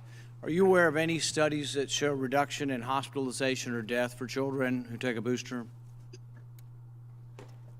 Right now, there's not enough data that has been accumulated, Senator Paul, to indicate that that's the case. I believe that the recommendation that was made was based on the assumption that if you look at the morbidity and mortality of children within each of the age groups, 0 to 5, 5 to 11. Right. So there are no studies, and Americans should all know this.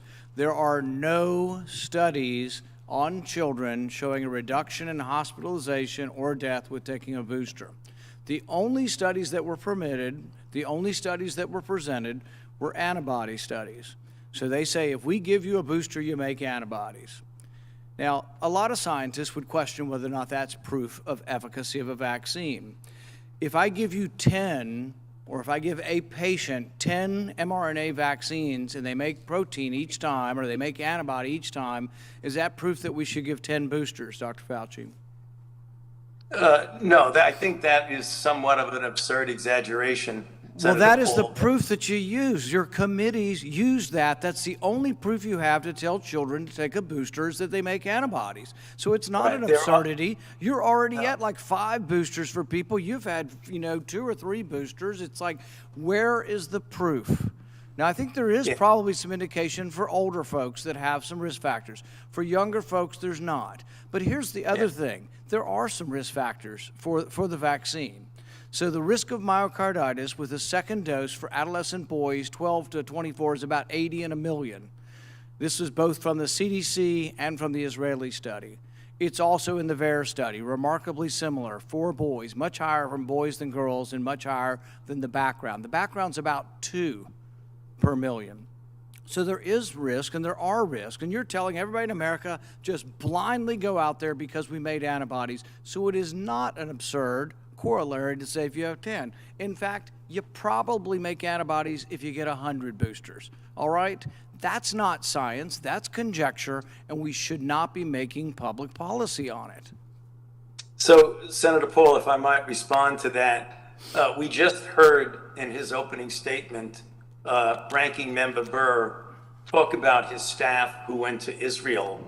And if you look at the data from Israel, the boosts, both the third shot boost and the fourth shot boost, was associated with a clear-cut clinical effect, mostly in elderly people, but also as they gathered more data, even in people in the 40s and the 50s. So there is clinical data. But not in children. Well, see, again, here's the thing is, you're not willing to be honest with the American people. So, for example, 75% of kids have had the disease. Why is the CDC not including this in the data? You can ask the question. You can do laboratory tests to find out who's had it and who hasn't had the disease. What is the incidence of hospitalization and death for children who've been infected with COVID, subsequently going to the hospital or dying? What is the possibility if your kid has had COVID, which is 75% of the country's had COVID, what is the chance that my child's going to the hospital or dying? If you look at the number of deaths in pediatrics, Senator, you can see that there are more deaths of people who have had it, of people who have had the disease. Senator, we also know from other studies that the optimal degree of protection when you get infection is to get vaccinated after infection. And in fact, showing reinfection in the era of Omicron and the sublineages, that vaccination... But you can't answer the question I asked. The question I ask is how many kids are dying and how many kids are going to the hospital who've already had COVID? The answer may be 0, but you're not even giving us the data because you have so much wanted to protect everybody from all the data because we're not smart enough to look at the data. When you released data earlier, when the CDC released the data, they left out the category of 18 to 49 on whether or not there was a health benefit for adults 18 to 49. Why was it left out? When critics finally complained, it was finally included because there was no health benefit from taking a booster between the 18 to 49 and the CDC study. Another question for you. The NIH continues to refuse to voluntarily divulge the names of scientists who receive royalties and from which companies. Over the period of time from 2010 to 2016, 27,000 royalty payments were paid to 1,800 NIH employees. We know that, not because you told us, but because we forced you to tell us through the Freedom of Information Act. Over $193 million was given to these 1,800 employees. Can you tell me that you have not received a royalty from any entity that you ever oversaw the distribution of money in research grants? Well, first of all, let's talk about royalties. That's the question. No, that's the question. Have you ever have you ever received a royalty payment from a company that you later oversaw money going to that company? You know, I don't know as a fact, but I doubt it. Well, here's the thing is, why don't you let us know? Why don't you reveal how much you've gotten and from what entities? The NIH refuses. Look, we ask them. The NIH, we ask them whether or not, who got it and how much. They refuse to tell us. They sent it redacted. Here's what I want to know. It's not just about you. Everybody on the vaccine committee, have any of them ever received money from the people who make vaccines? Can you tell me that? Can you tell me if anybody on the vaccine approval committees ever received any money from people who make the vaccines? Soundbite number one, are you going to let me answer a question? Okay, so let me give you some information. First of all, according to the regulations, people who receive royalties are not required to divulge them even on their financial statement, according to the Bayh-Dole Act. So let me give you some example. From 2015 to 2020, The only royalties I have was my lab and I made a monoclonal antibody for use in vitro reagent that had nothing to do with patients. And during that period of time, my royalties ranged from $21 a year to $700 a year, and the average per year was $191.46. It's all redacted, and you can't get any information on the 1,800 scientists. Your time is So we want to know whether Senator or not Paul. people got money from the people who made the manufacturing. Senator Paul, your time is long over expired. I gave you an additional 2.5 minutes. The witness has responded. We are going to move on. Senator Sanders.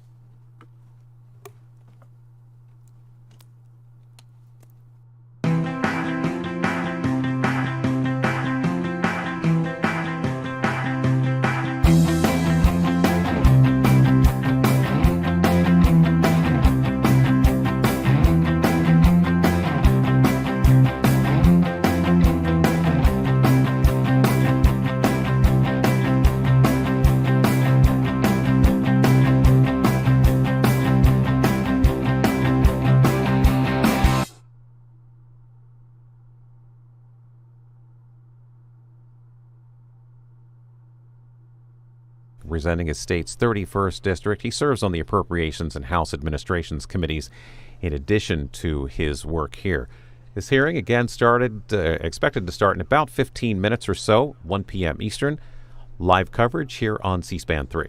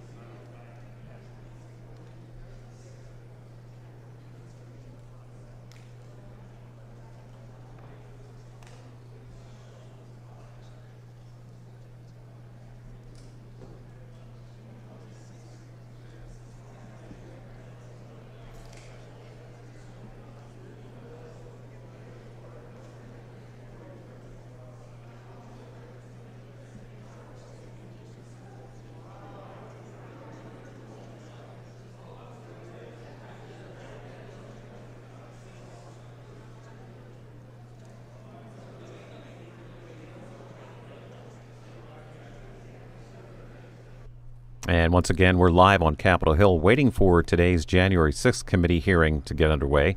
Members are expected to focus on how former President Trump may have tried to pressure Vice President Pence into not certifying the 2020 presidential election results.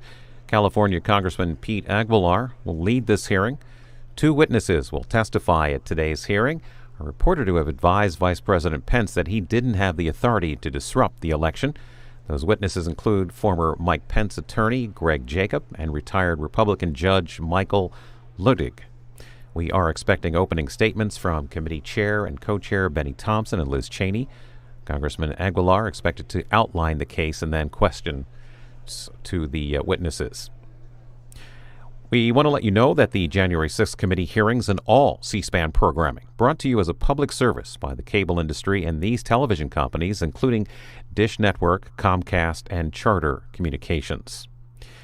And also, don't forget that if you have to leave your TV today, you can continue watching the hearing with C-SPAN Now, our free mobile video app.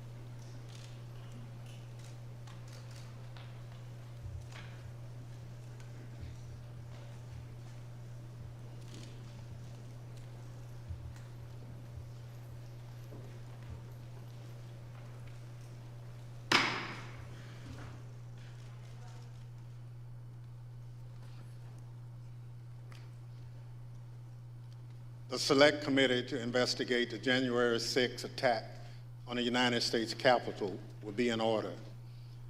Without objection, the chair is authorized to declare the committee in recess at any point. Pursuant to House Deposition Authority Regulation 10, the chair announces the committee's approval to release the deposition material represented during today's hearing. Good afternoon. This is almost no idea more un-American than the notion that any one person could choose the American president. No idea more un-American. I agree with that, which is unusual because former Vice President Mike Pence and I don't agree on much. These are his words, spoken a few months ago about Donald Trump's attempt to pressure the former vice president, pressure him into going along with an unlawful and unconstitutional scheme to overturn the 2020 election and give Donald Trump a second term in office that he did not win. Today, the Select Committee is going to reveal the details of that pressure campaign. But what does the Vice President of the United States even have to do with a presidential election? The Constitution says that the Vice President of the United States oversees the process of counting the Electoral College votes, a process that took place on January 6, 2021. Donald Trump wanted Mike Pence to do something no other vice president has ever done. The former president wanted Pence to reject the votes and either declare Trump the winner or send the votes back to the states to be counted again.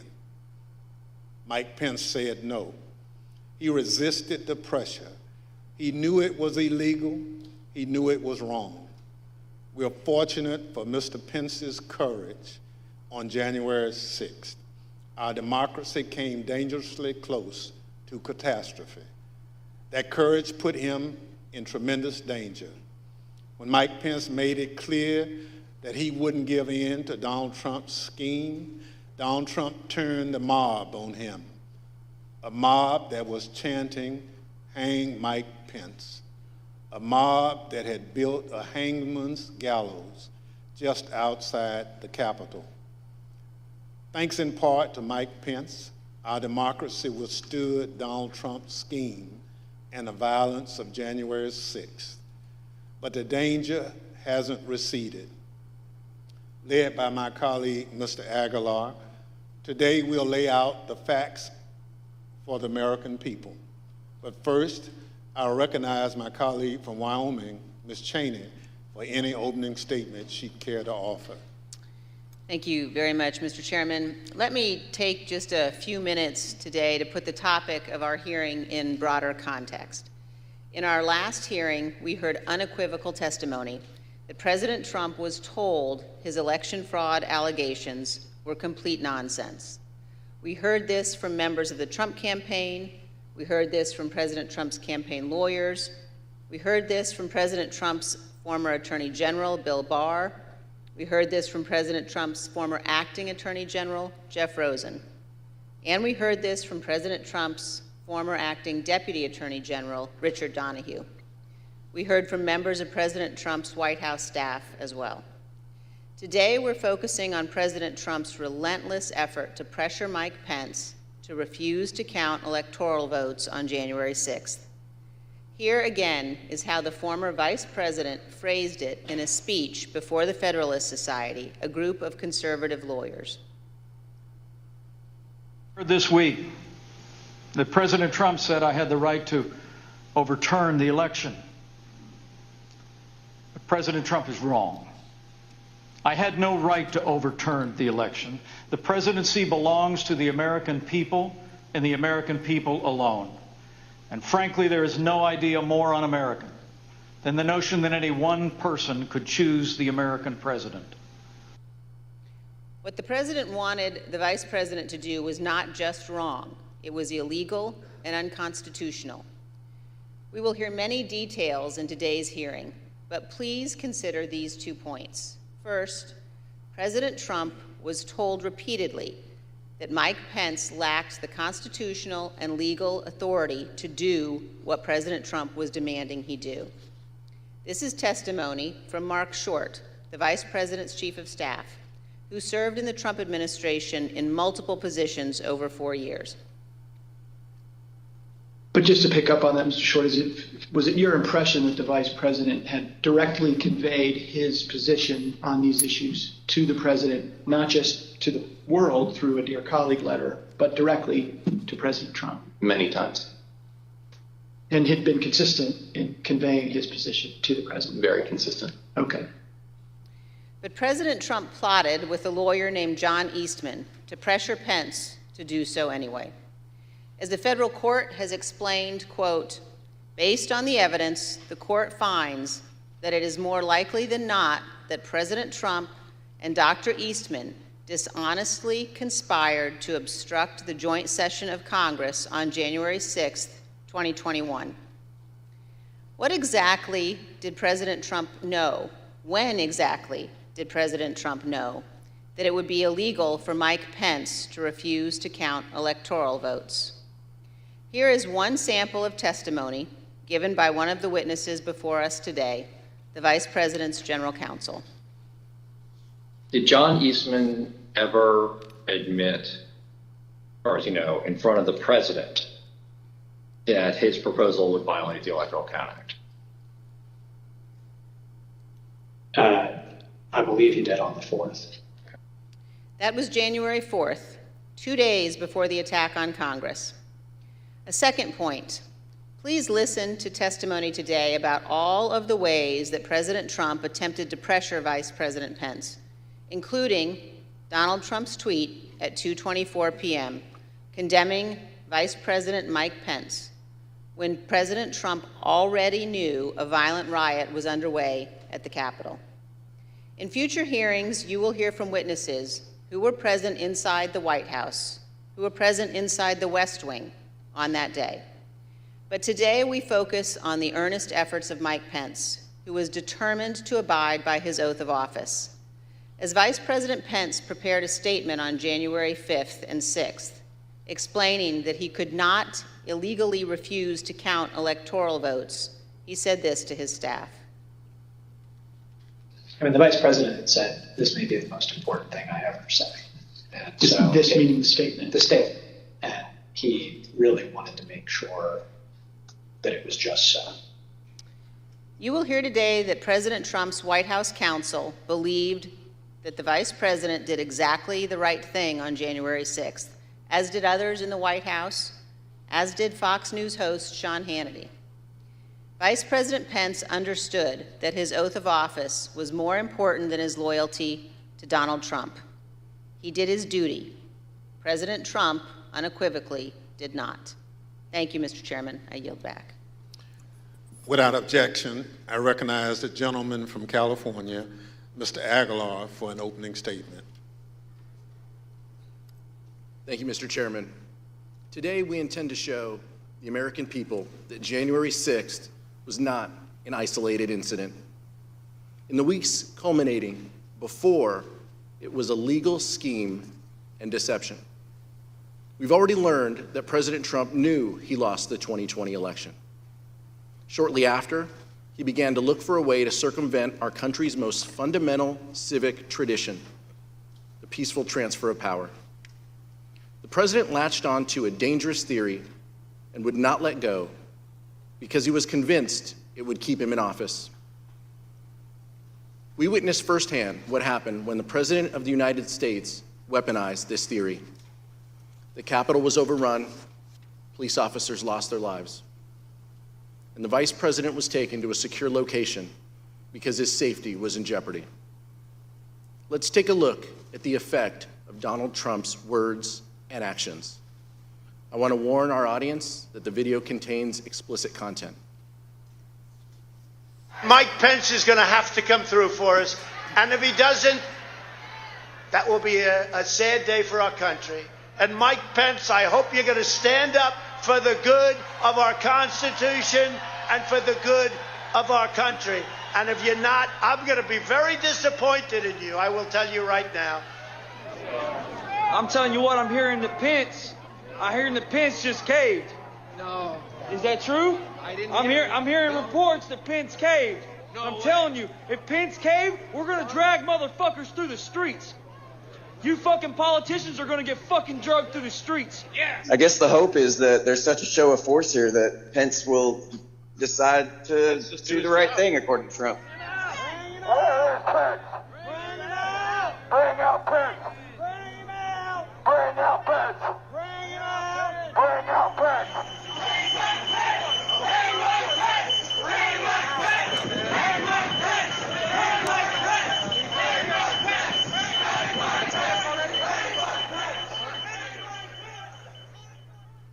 How did we get to this point? How did we get to the point where President Trump's most radical supporters led a violent attack on the Capitol and threatened to hang President Trump's own vice president? You'll hear from witnesses that Donald Trump pressured Mike Pence to adopt a legally and morally bankrupt idea that the vice president could choose who the next president can be. You'll hear about how the vice president, the White House counsel, and others told Donald Trump that the vice president had no such authority. But President Trump would not listen. You'll hear how Vice President Pence withstood an onslaught of pressure from President Trump, both publicly and privately, a pressure campaign that built to a fever pitch with a heated phone call on January 6th. You'll also hear that the president knew there was a violent mob at the Capitol when he tweeted at 2:24 p.m. that the vice president did not have the, quote, courage to do what needed to be done. Let me be clear. Vice President Pence did the right thing that day. He stayed true to his oath to protect and defend the Constitution. I look forward to hearing from our witnesses this afternoon. Mr. Chairman, I yield back. Thank you, Mr. Aguilar. We are honored to have two distinguished witnesses who advised Vice President regarding his role on January 6th. Judge J. Michael Ludick is one of the leading conservative legal thinkers in the country. He served in administrations of President Ronald Reagan and George H.W. Bush. He was appointed by the latter to serve on the U.S. Court of Appeals for the Fourth Circuit, where he served from 1991 to 2006. He provided critical advice for Vice President Pence regarding the role of the Vice President in the joint session of Congress shortly before that fateful moment. He's written that the Vice President does not have the power to select the next President of the United States. He's also written that contrary theory espoused by one of his own former law clerks was, quote, incorrect at every turn. We're also joined today by one of the people who was with Vice President Pence on January 6th. Greg Jacob was counsel to Vice President Pence. He conducted a thorough analysis of the role of the Vice President in the joint session of Congress under the Constitution, the Electoral Count Act, and 230 years of historical practice. But he also has firsthand information about the attack on the Capitol because he lived through it. He was with the Vice President and his own life was in danger. I will now swear in our witnesses. The witnesses will please stand and raise their right hand. Do you swear or affirm under penalty of perjury that the testimony you're about to give is the truth, the whole truth, and nothing but the truth? So help you God. Thank you. You may be seated. Let the record reflect the witnesses answered in the affirmative. I now recognize myself for questions. In the United States, the people choose our representatives, including the highest official in the land, the President of the United States. The American people did this on November 3rd, 2020. But President Trump did not like the outcome. He did everything he could to change the result of the election. He tried litigation, 62 cases, in fact, and that failed. He tried to pressure state legislatures to reverse the results of the election in their states, but they refused.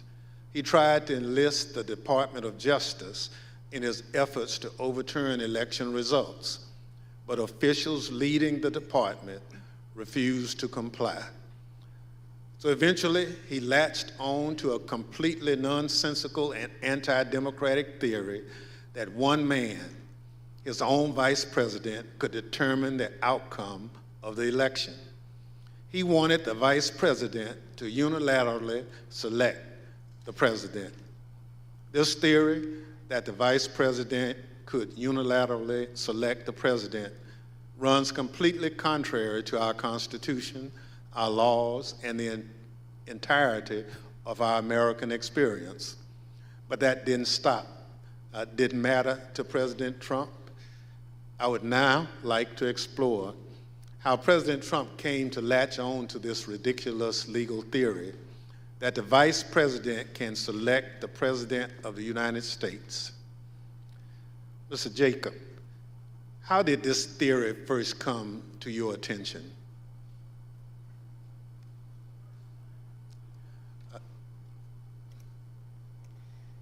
The first time that I had a conversation with the Vice President about the 12th Amendment and the Electoral Count Act was in early December, around December 7th. The Vice President called me over to his West Wing office and told me that he had been seeing and reading things that suggested that he had a significant role to play on January 6th in announcing the outcome of the election. He told me that he had been first elected to Congress in 2000 and that one of his earliest memories as a congressman was sitting in on the 2001 certification, and he recalled that Al Gore had gavelled down a number of objections that had been raised to Florida. And he asked me mechanically, how does this work at the joint session? What are the rules? And I told the Vice President that, in fact, I had a fairly good idea of how things work, that actually there aren't rules that govern the joint session, but what there is a provision of the Constitution that's just one sentence long, and then an Electoral Count Act that had been passed in 1887. And I told the Vice President that I could put a memo together for him overnight that would explain the applicable rules. So, Mr. Jacobs, when you looked at this theory, what did you conclude? So we concluded that what you have is a sentence in the Constitution that is inartfully drafted. But the Vice President's first instinct when he heard this theory was that there was no way that our framers, who abhorred concentrated power, who had broken away from the tyranny of George III, would ever have put one person, particularly not a person who had a direct interest in the outcome because they were on the ticket for the election, in a role to have decisive impact on the outcome of the election. And our review of text, history, and frankly just common sense all confirmed the Vice President's first instinct on that point. There is no justifiable basis to conclude that the Vice President has that kind of authority. Thank you, Mr. Jacobs. We will hear more today about how, despite this conclusion by you and other top legal advisors, the former president used this discredited theory in his campaign to pressure the vice president to decide the outcome of the presidential election. I now recognize the gentlewoman from Wyoming, Ms. Cheney, for questions. Thank you very much, Mr. Chairman. Judge Ludig, thank you as well for being here with us today. You issued a very important statement earlier today, which I urge all Americans to read. And I'd like to ask you, Judge, about one of the sentences in your statement and ask if you could explain to us the significance of it. You say, had the Vice President of the United States obeyed the President of the United States, America would immediately have been plunged into what would have been tantamount to a revolution within a paralyzing constitutional crisis. Could you elaborate on that for us, Judge?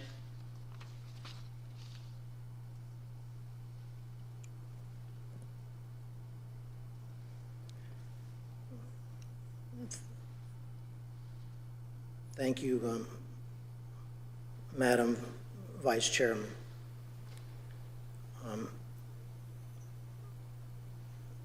That passage in my statement this morning referenced the most foundational concept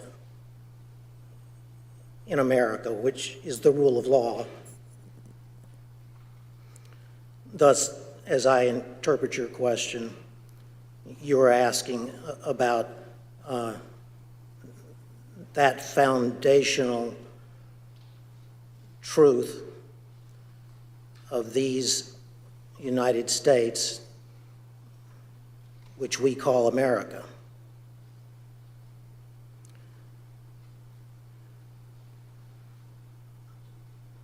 The foundational truth is the rule of law. That foundational truth is, for the United States of America,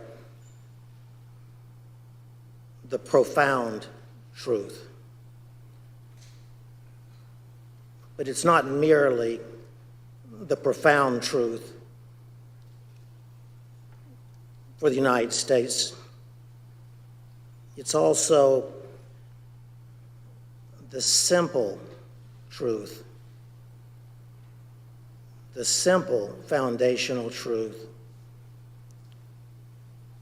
of the American Republic.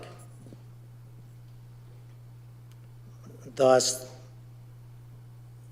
in my view, the hearings being conducted by this select committee are examining that profound truth, namely the rule of law in the United States of America. The specific question, of course, before you and before the nation, not before me, is whether that foundational rule of law was supremely violated on January 6, 2021. Now, to the question specifically that you asked, Madam Vice Chair, I believe that had Vice President Pence obeyed the orders from his president and the President of the United States of America during the joint session of the Congress of the United States on January 6, 2021, and declared Donald Trump the next President of the United States, notwithstanding that then President Trump had lost the Electoral College vote as well as the popular vote in the 2020 presidential election.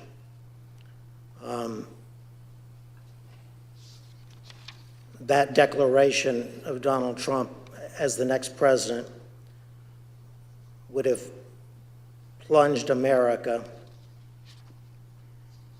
into what I believe would have been tantamount to a revolution within a constitutional crisis in America,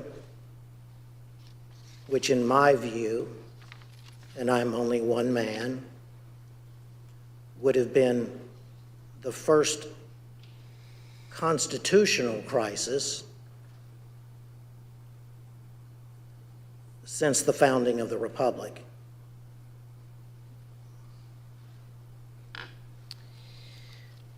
Thank you very much, Judge, for your solemn attention to these issues and for your appearance here today. We're going to describe and discuss in detail what happened. And as we do, I'm going to describe a few of the details now of some of the actions taken by a gentleman named Kenneth Chesebro. After the Electoral College met and cast their votes on December 14th, actually the day before they met, Kenneth Chesebro sent a memo to Rudy Giuliani, the president's lead outside counsel. Mr. Chesebro wrote to Mayor Giuliani that the vice president is charged with, quote, making judgments about what to do if there are conflicting votes, close quote. Mr. Chesebro wrote that when the joint session of Congress got to Arizona in the alphabetical list of states, the vice president should not count the Biden votes, quote, because there are two slates of votes. His justification, which we will learn more about in our next hearing, was that a group of Trump supporters in Arizona and other swing states decided to proclaim themselves the true electors for the state, creating two sets of electors, the official electors selected by the state and a group of fake electors. This document was ordered to be produced to the Select Committee by a federal district court judge. As you will see on the screen shortly, Judge David Carter wrote, quote, the draft memo pushed a strategy that knowingly violated the Electoral Count Act. The judge concluded that, quote, the memo is both intimately related to and clearly advanced the plan to obstruct the joint session of Congress on January 6, 2021. A few days later, Professor John Eastman took up this cause. Eastman was at the time a law professor at Chapman University Law School. He prepared a memo outlining the nonsensical theory that the vice president could decide the outcome of the election at the joint session of Congress on January 6th. You will see portions of this memo on the screen. In the first line, he wrote, quote, 7 states have transmitted dual slates of electors to the President of the Senate. But Dr. Eastman goes on to rely on those so-called dual slates of electors to say that Vice President Pence could simply declare President Trump the winner of the 2020 election. Mr. Jacob, were there in fact dual slates of electors from 7 states? No, there were not. And just a few days after that, Dr. Eastman wrote another memo, this one, quote, wargaming out several scenarios. He knew the outcome he wanted, and he saw a way to go forward if he simply pretended that fake electors were real. You will see that memo up on the screen now. Here, Dr. Eastman says the vice president can reject the Biden electors from the states that he calls, quote, disputed. Under several of the scenarios, the vice president could ultimately just declare Donald Trump the winner, regardless of the vote totals that had already been certified by the states. However, this was false, and Dr. Eastman knew it was false. In other words, it was a lie. In fact, on December 19th, 2020, just 4 days before Dr. Eastman sent this memo, Dr. Eastman himself admitted in an email that the fake electors had no legal weight, referring to the fake electors as, quote, dead on arrival in Congress, end quote, because they did not have a certification from their states. Judge Ludig, did the Trump electors in those 7 states who were not certified by any state authority have any legal significance?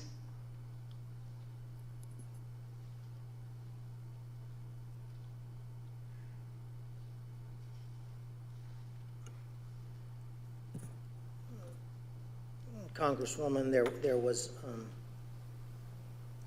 no support whatsoever in either the Constitution of the United States nor the laws of the United States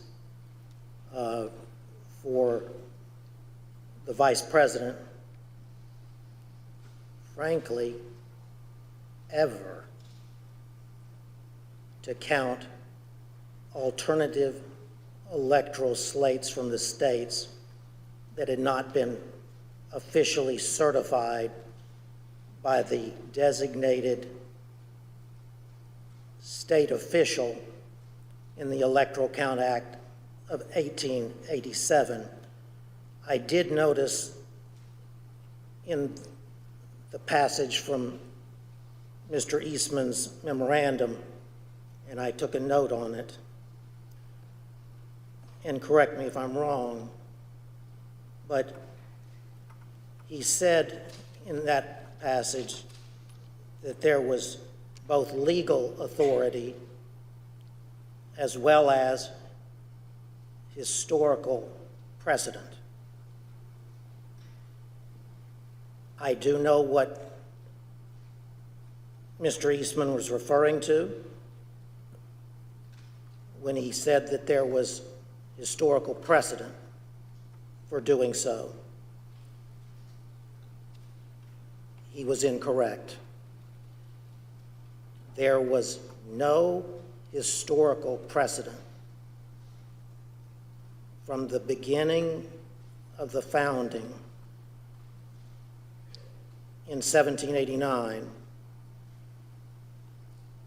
that even as mere historical precedent,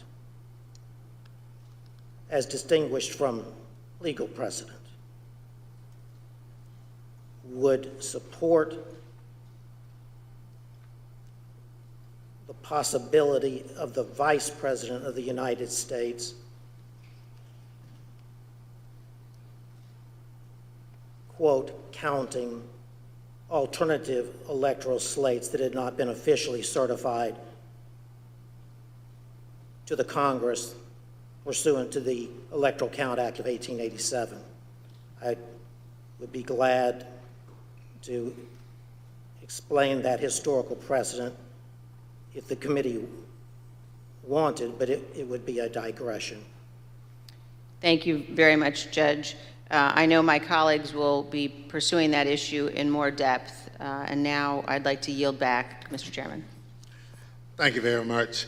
Pursuant to Section 5C8 of House Resolution 503, the chair recognizes the gentleman from California, Mr. Aguilar, and Staff Counsel, Mr. John Wood, for questioning. Thank you, Mr. Chairman. We're fortunate to have a bipartisan staff. Senior Investigative Counsel John Wood previously served as United States Attorney in Missouri under President George W. Bush. He and I will share today's lines of questioning. Mr. Wood? Thank you, Mr. Aguilar. Judge Ludig, I had the incredible honor of serving as one of your law clerks. Another person who did was John Eastman. And you have written that Dr. Eastman's theory that the Vice President could determine who the next President of the United States is, in your words, incorrect at every turn. Could you please explain briefly your analysis?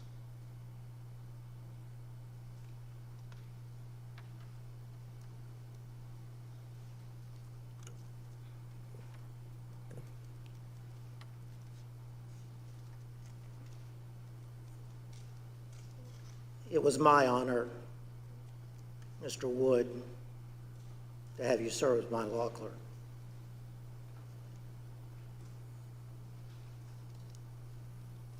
I could answer that question perfectly if I had at my disposal either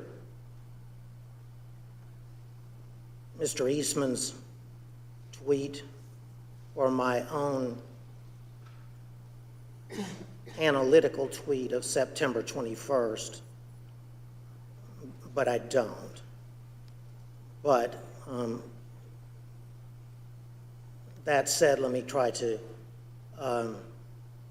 remember the analysis of Mr. Eastman's analysis. And Judge, I can read to you and to the audience, I think what was a really key passage from your very insightful analysis when you wrote, "I believed that Professor Eastman was incorrect at every turn of the analysis in his January 2nd memorandum, beginning with his claim that there were legitimate competing slates of electors presented from 7 states, and you've already addressed that issue. But your next sentence said, continuing to his conclusion that the Vice President could unilaterally decide not to count the votes from the 7 states from which competing slates were allegedly presented." So what was your basis for concluding that Dr. Eastman was incorrect in his conclusion that the Vice President could unilaterally decide not to count the votes from these disputed states? I understand. As I previously stated in response to Congresswoman Cheney, there was no basis in the Constitution or laws of the United States at all for the theory espoused by Mr. Eastman. At all. None. With all respect to my co-panelist,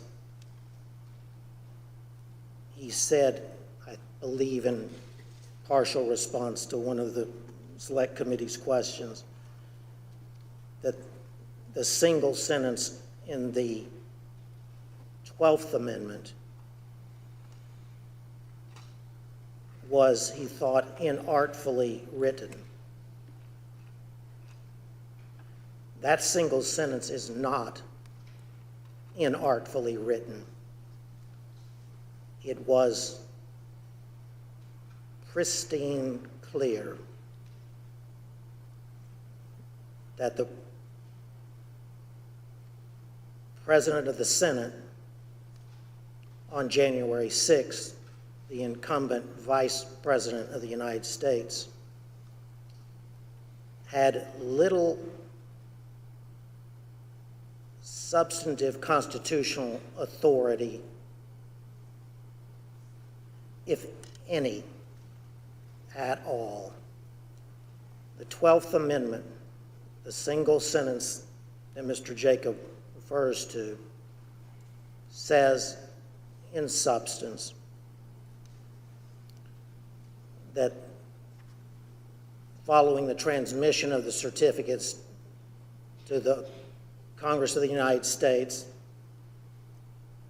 and under the Electoral Count Act of 1887, the Archivist of the United States, that the presiding officer shall open the certificates in the presence of the Congress of the United States in joint session. It then says unmistakably, not even that the Vice President himself shall count the electoral votes. It clearly says merely that the electoral count votes shall then be counted. It was the Electoral Count Act of 1887 that filled in, if you will, the simple words of the 12th Amendment in order to construct for the country a process for the counting of the sacred process for the counting of the electoral votes from the states, that neither our original Constitution nor even the 12th Amendment had done. The irony, if you will, is that from its founding until 1887, when Congress passed the Electoral Count Act, the nation had been in considerable turmoil during at least 5 of its presidential elections,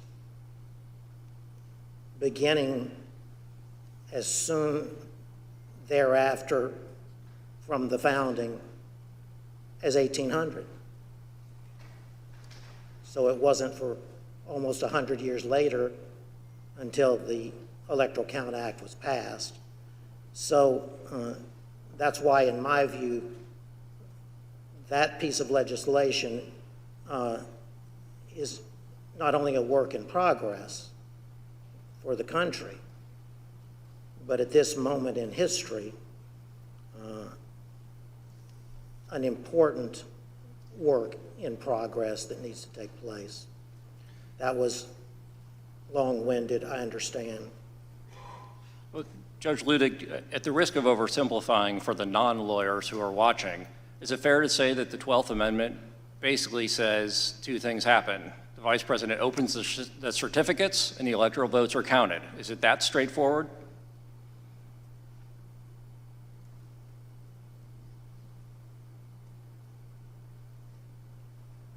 I would not want that to be my testimony before the Congress of the United States. The language of the 12th Amendment is that simple. Thank you, Judge. Mr. Jacob, I have a question for you. I believe during your deposition before this committee, you said something to the effect of you'd read every word written about the 12th Amendment, the Electoral Count Act, and historical practice. I know in response to the